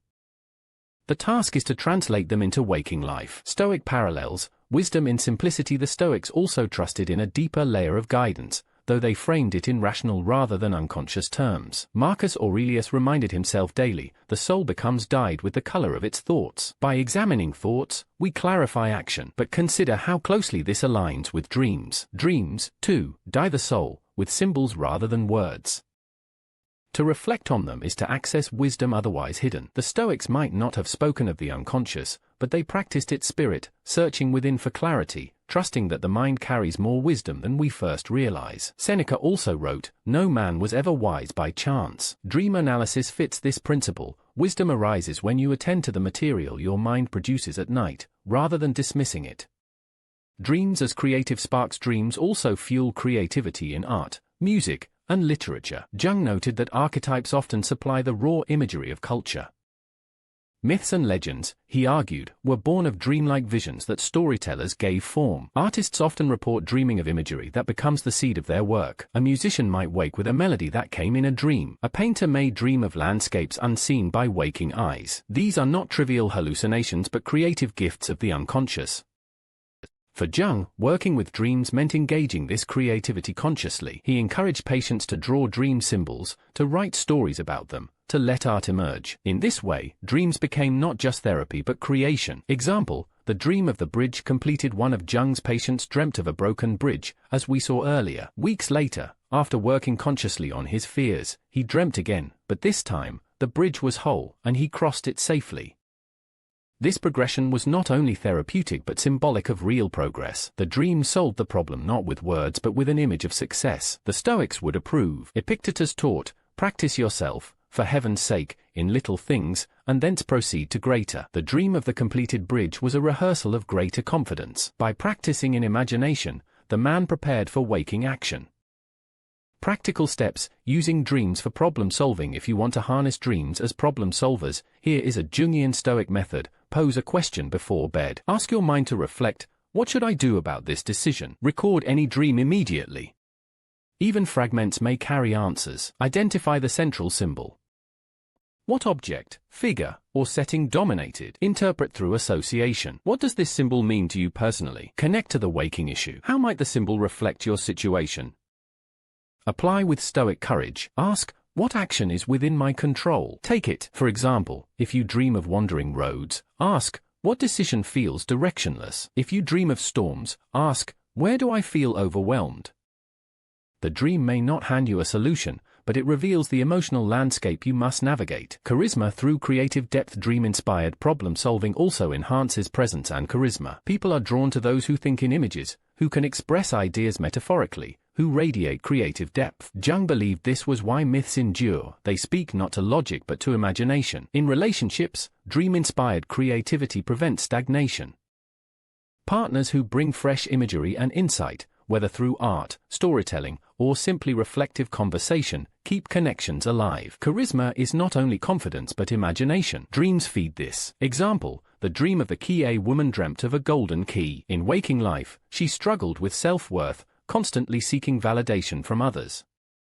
When asked her associations, she remembered her grandmother's jewelry box, locked away. The key symbolized her own inheritance of strength, locked inside. The dream provided a symbolic solution: stop seeking worth outside. Unlock your own. With Stoic practice, she applied this, reminding herself daily, the approval I seek is within. Over time, she grew in confidence. Relationships improved, and her charisma emerged naturally. The unconscious as a source of renewal at its heart. Jung's view of problem-solving dreams is optimistic. The unconscious is not only dark and frightening, it is also creative, wise, and generous. It provides warnings, yes, but also solutions, sparks, and renewal. Marcus Aurelius echoed this optimism when he wrote, "The universe is change, our life is what our thoughts make it." Dreams remind us that thought itself is creative, that images can make life anew. To dismiss them is to waste a gift. Dreams are not just reflections of problems. They are also laboratories of solutions, presenting symbols that inspire growth, guide decisions, and spark creativity. Jung taught us to amplify and interpret them, to see their universal resonance and personal meaning. The Stoics taught us to act on such insights with calm discipline. Together, they remind us, every dream, however strange, is an opportunity to think differently, to see problems not as blocks, but as images awaiting translation, to let the unconscious be partner, not adversary. And in waking life, this translates into depth, resilience, and presence, the very qualities that make others trust and follow you. Because nothing is more magnetic than someone who not only solves problems logically, but also draws wisdom from the deeper currents of the mind. Prophetic visionary dreams, anticipating change without falling into superstition. Some dreams carry an eerie quality. They feel larger than life, as though they come not just from our private mind but from something collective, timeless, or even prophetic. A dream of a disaster that later occurs, a vision of a stranger who later enters our life, or an image of death just before a major turning point. Across cultures, people have believed dreams can predict the future.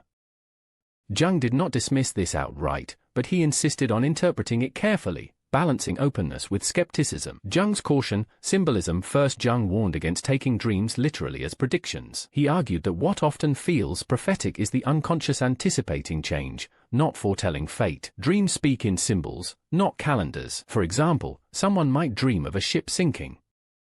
Days later, they lose their job. They may feel the dream predicted the event, but Jung would suggest it symbolized their unconscious awareness of instability long before the conscious mind admitted it. The sinking ship is not clairvoyance, it is intuition dramatized. Yet Jung also admitted mystery. He wrote of patients who dreamt of events later confirmed with uncanny accuracy. While he did not claim to explain this, he suggested that the unconscious may be attuned to patterns beyond rational awareness, what he called the collective unconscious. Visionary dreams. The archetype expanded. Jung believed certain archetypes generate visionary dreams that feel mythic. These are not personal but collective, tapping into universal images. For instance, dreaming of apocalyptic floods, celestial lights, or visits from mythic figures. Such dreams often occur during major life transitions, before marriage, after loss, during illness, or before breakthroughs. One patient, gravely ill, dreamt of traveling to a distant island bathed in golden light. Soon after, she died peacefully. Jung described this not as prophecy of death but as her psyche preparing for transition, offering symbolic closure. The dream gave meaning to her final days. These visionary dreams may not predict events, but they prepare the soul. Prophecy or intuition? It is tempting to treat every uncanny dream as prophecy. But Jung insisted we ask, does this dream reveal unconscious awareness rather than supernatural foresight? For example, if someone dreams of a car crash and later narrowly avoids one, the skeptic dismisses it as coincidence. Jung, however, would point to the dreamer's anxiety about recklessness or danger. The unconscious anticipated the possibility, and life aligned with it. In other words, dreams expand awareness of risk and potential. They are not oracles, but they sharpen perception. Stoic warnings against superstition. The Stoics were clear: do not surrender reason to superstition. Epictetus wrote, "When you kiss your child, say that you only kiss a mortal." This was not cynicism but a reminder: fate governs much of life, but our judgment governs how we meet it. The Stoics acknowledged omens and dreams, but they treated them with discipline. If a dream warns of danger, take it as a reminder to live wisely, not as fixed fate. Marcus Aurelius insisted, everything that happens, happens as it should. In other words, whether or not a dream predicts something, our task remains the same: meet life virtuously. Thus Stoicism complements Jung: accept dreams as signals, but do not chain yourself to them. Use them to sharpen awareness, not to surrender freedom. Examples of prophetic dreams in Jung's practice. The soldier's dream. A soldier dreamt repeatedly of falling into a pit before battle. Days later, he was killed. Jung admitted this was beyond rational explanation but emphasized that war heightens unconscious anticipation of death. The dream dramatized the possibility his waking mind suppressed. The mother's dream. A mother dreamt her son was drowning. Days later, he nearly did. Was it coincidence? Perhaps. But Jung noted the mother's unconscious may have sensed the boy's recklessness before her waking mind admitted concern. Jung's own dream. Jung dreamt of rivers of blood flooding Europe shortly before World War I. Later, he interpreted this as his unconscious tuning into the approaching collective upheaval. He did not call it prophecy but rather sensitivity to collective currents. How to work with visionary dreams. Jung offered guidelines: do not interpret literally. A dream of death often means symbolic transformation, not physical death. Ask, what transition am I undergoing? Dreams anticipate psychological change more often than physical events. Treat visions as guidance, not commands. They expand awareness, not dictate action. Respect mystery, but stay grounded. Allow or without sliding into fear. Charisma through visionary depth. How does this matter in daily life? Because people are drawn to those who sense deeper currents. Visionary dreams, when integrated wisely, grant a presence that feels almost prophetic, not because you see the future, but because you are tuned to underlying patterns. Leaders who anticipate change inspire trust. Partners who sense subtle shifts in relationships prevent crises before they erupt. This is charisma not as charm, but as foresight. The danger lies in superstition. To obsess over prophecy makes one rigid and fearful, but to use visionary dreams as symbolic preparation makes one calm and steady. Others sense this balance, the blend of intuition and reason, and are drawn to it. Stoic practices for prophetic dreams. Negative visualization. If a dream shows loss, practice imagining it calmly by day. Prepare, rather than panic. Control what you can. Ask, what part of this dream reflects something within my power? Act there. Release the rest. If a dream suggests death, fate, or collective crisis, meet it with the Stoic reminder, virtue is the only good. Live accordingly. Use dreams not to fear tomorrow but to live today fully. Marcus Aurelius's reminder is fitting here. Do not act as if you had 10,000 years to throw away. Death stands at your elbow. Be good for something while you live. Prophetic dreams often carry the same message. Time is short. Live wisely. Prophetic and visionary dreams reveal the most mysterious side of the psyche. Jung treated them with awe but also with discipline. They may feel like glimpses of the future, but more often they reveal unconscious awareness of coming change.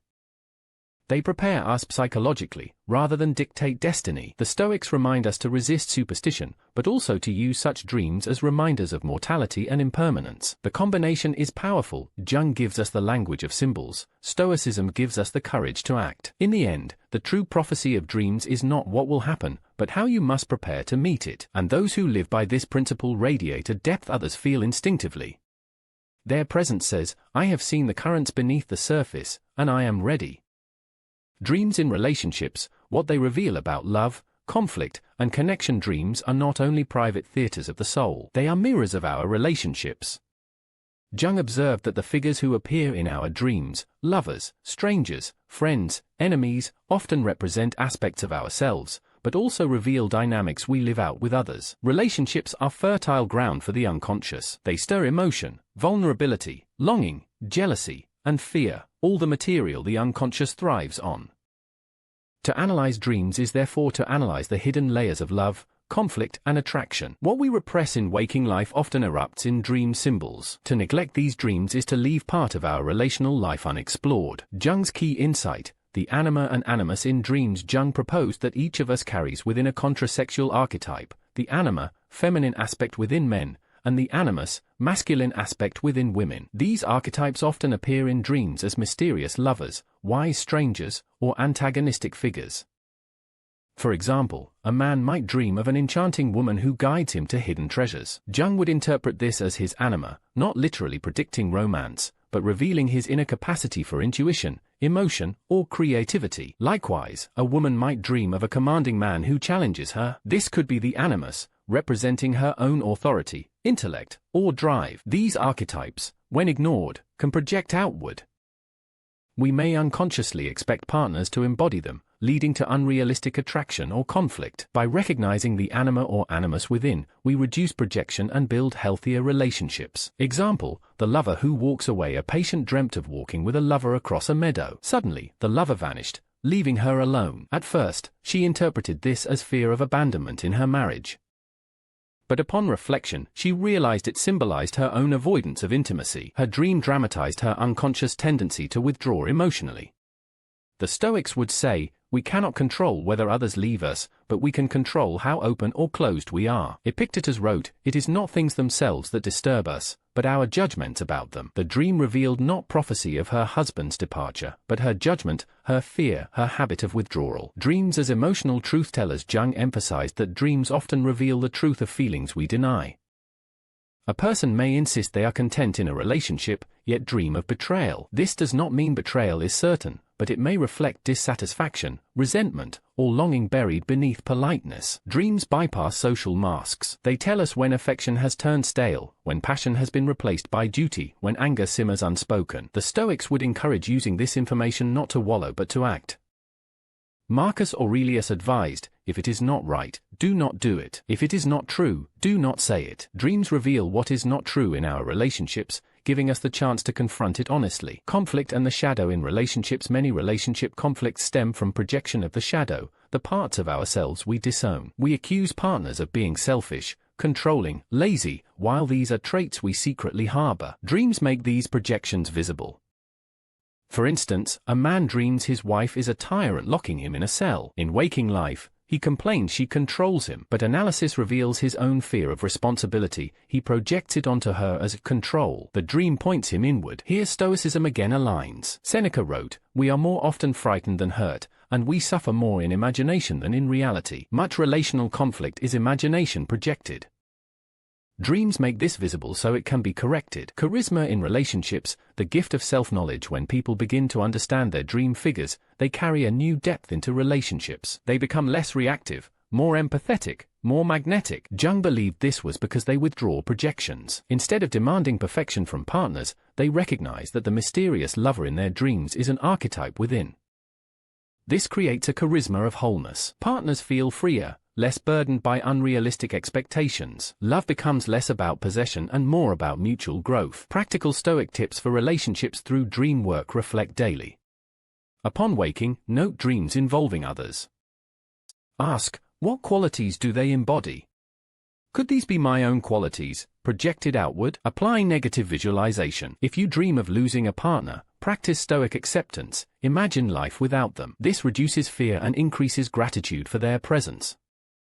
Separate judgment from reality. If a dream shows betrayal, do not accuse. Instead, ask, what judgment, insecurity, or memory does this reveal? Practice amor fati in love. Dreams may reveal endings or transitions.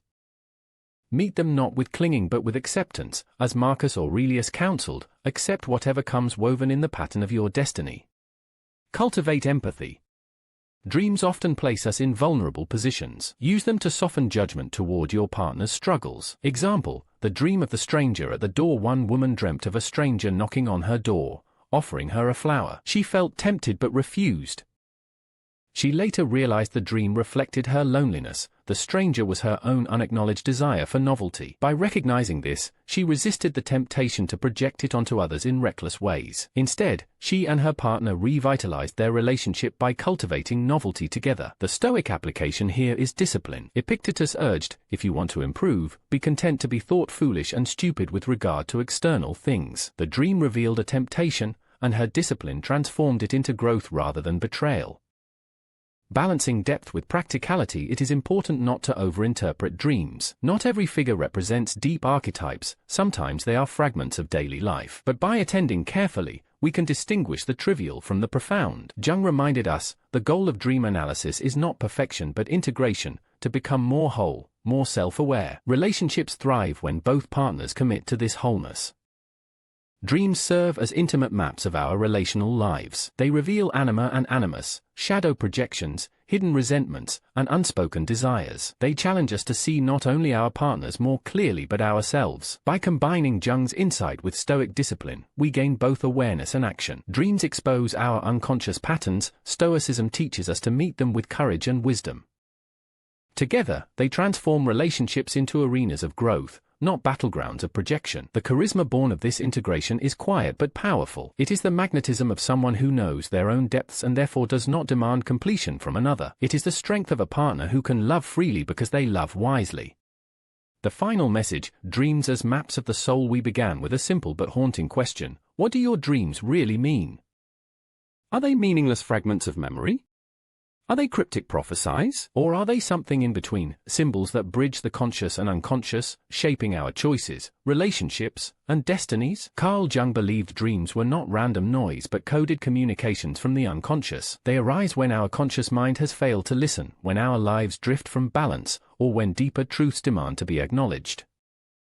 Dreams are not puzzles for amusement. They are maps. Maps to forgotten fears, repressed desires, and unrecognized potential. The arc of Jung's dream analysis. We traced Jung's journey from Freud's disciple to the architect of his own symbolic system. We saw how archetypes, shadow, anima, animus, hero, trickster, populate dreams not as inventions of the individual but as ancient patterns woven into human existence. We followed real dream examples, the lover who vanishes, the house with endless rooms, the prophetic flood before war.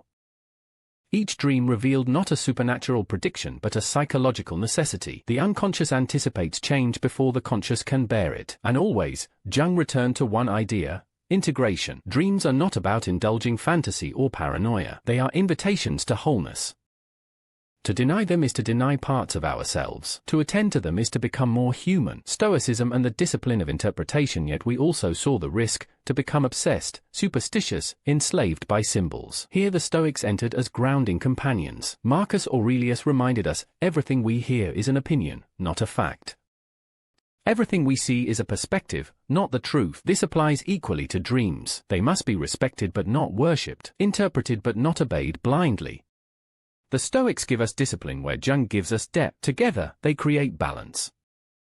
Jung helps us listen, Stoicism helps us act. Jung shows us symbols, Stoicism shows us virtue. One without the other is incomplete. Dreams in relationships and love in relationships. Dreams expose our hidden projections. They show us where we place our shadow onto our partner, where we idolize or demonize others unfairly. By withdrawing these projections, love becomes freer, more authentic. The anima and animus remind us that the perfect lover is not outside but within, an archetype we must integrate. The Stoics remind us that loss, betrayal, and change are not disasters but opportunities to practice resilience. Together, Jung and the Stoics teach us that intimacy thrives not on fantasy, but on truth and courage. Dreams and the modern self. In the modern world, where distraction is constant, dreams remain one of the last unfiltered messages from the psyche.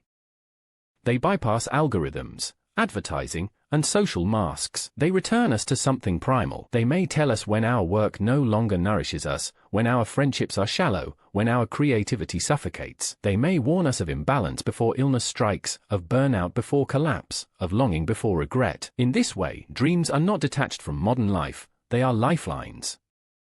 To ignore them is to cut ourselves off from a part of our own intelligence. The gift of prophetic dreams. What about those uncanny, prophetic dreams? Jung would say, whether or not they foretell the future, they certainly prepare us for it. They dramatize possibilities. They awaken us to risks we had sensed but not admitted. The Stoics again provide wisdom here. Do not tremble at omens, but use them to live wisely. If a dream shows death, use it to cherish life. If it shows loss, use it to cultivate gratitude. If it shows conflict, use it to practice virtue. The true prophecy of dreams is not prediction but preparation. A Stoic Jungian call to action. And so we return to you, the dreamer. Tonight, when you sleep, your unconscious will speak. It may speak in symbols of water, shadows, houses, strangers, or journeys. It may disturb you, comfort you, or confuse you, but it will speak. Your task is simple but profound. Listen. Do not rush to superstition. Do not dismiss with cynicism. Instead, approach your dream with the balance of Jung and the Stoics. Ask, what part of myself does this dream reveal? What does it say about my relationships, my fears, my desires? What action, grounded in reason and virtue, should I take? If you do this, you will begin to walk the path of integration. You will see that dreams are not interruptions of life, but extensions of it. They are part of the dialogue between the self you know and the self you have yet to discover. The charisma of the dreamer. Those who live by this discipline acquire a strange charisma. They carry themselves with depth. Others sense that they are not easily deceived by appearances, nor shaken by fear. They radiate presence, because they have made peace with their own unconscious. This is the kind of charisma that makes leaders trustworthy, lovers magnetic, and individuals unforgettable. It is not glamour, it is integration. It is the aura of one who has listened to their dreams and acted with wisdom. The last word, a Stoic dream philosophy. The Roman Emperor Marcus Aurelius once wrote, "The soul becomes dyed with the color of its thoughts." Jung might have said, "The soul becomes dyed with the symbols of its dreams." Taken together, the Stoics and Jung remind us, every night, the psyche paints in images what reason cannot yet say. Every morning, we wake with a choice, to ignore these paintings, or to let them guide us toward wholeness. So perhaps the real meaning of dreams is this, not prophecy, not fantasy, but preparation for living wisely. Dreams remind us that we are more than rational machines, more than social masks. We are mythic beings, carrying ancient stories, walking the line between chaos and order, shadow and light. And if we dare to listen, to integrate, to act, we will discover that the greatest dream is not the one we have at night, but the one we live while awake.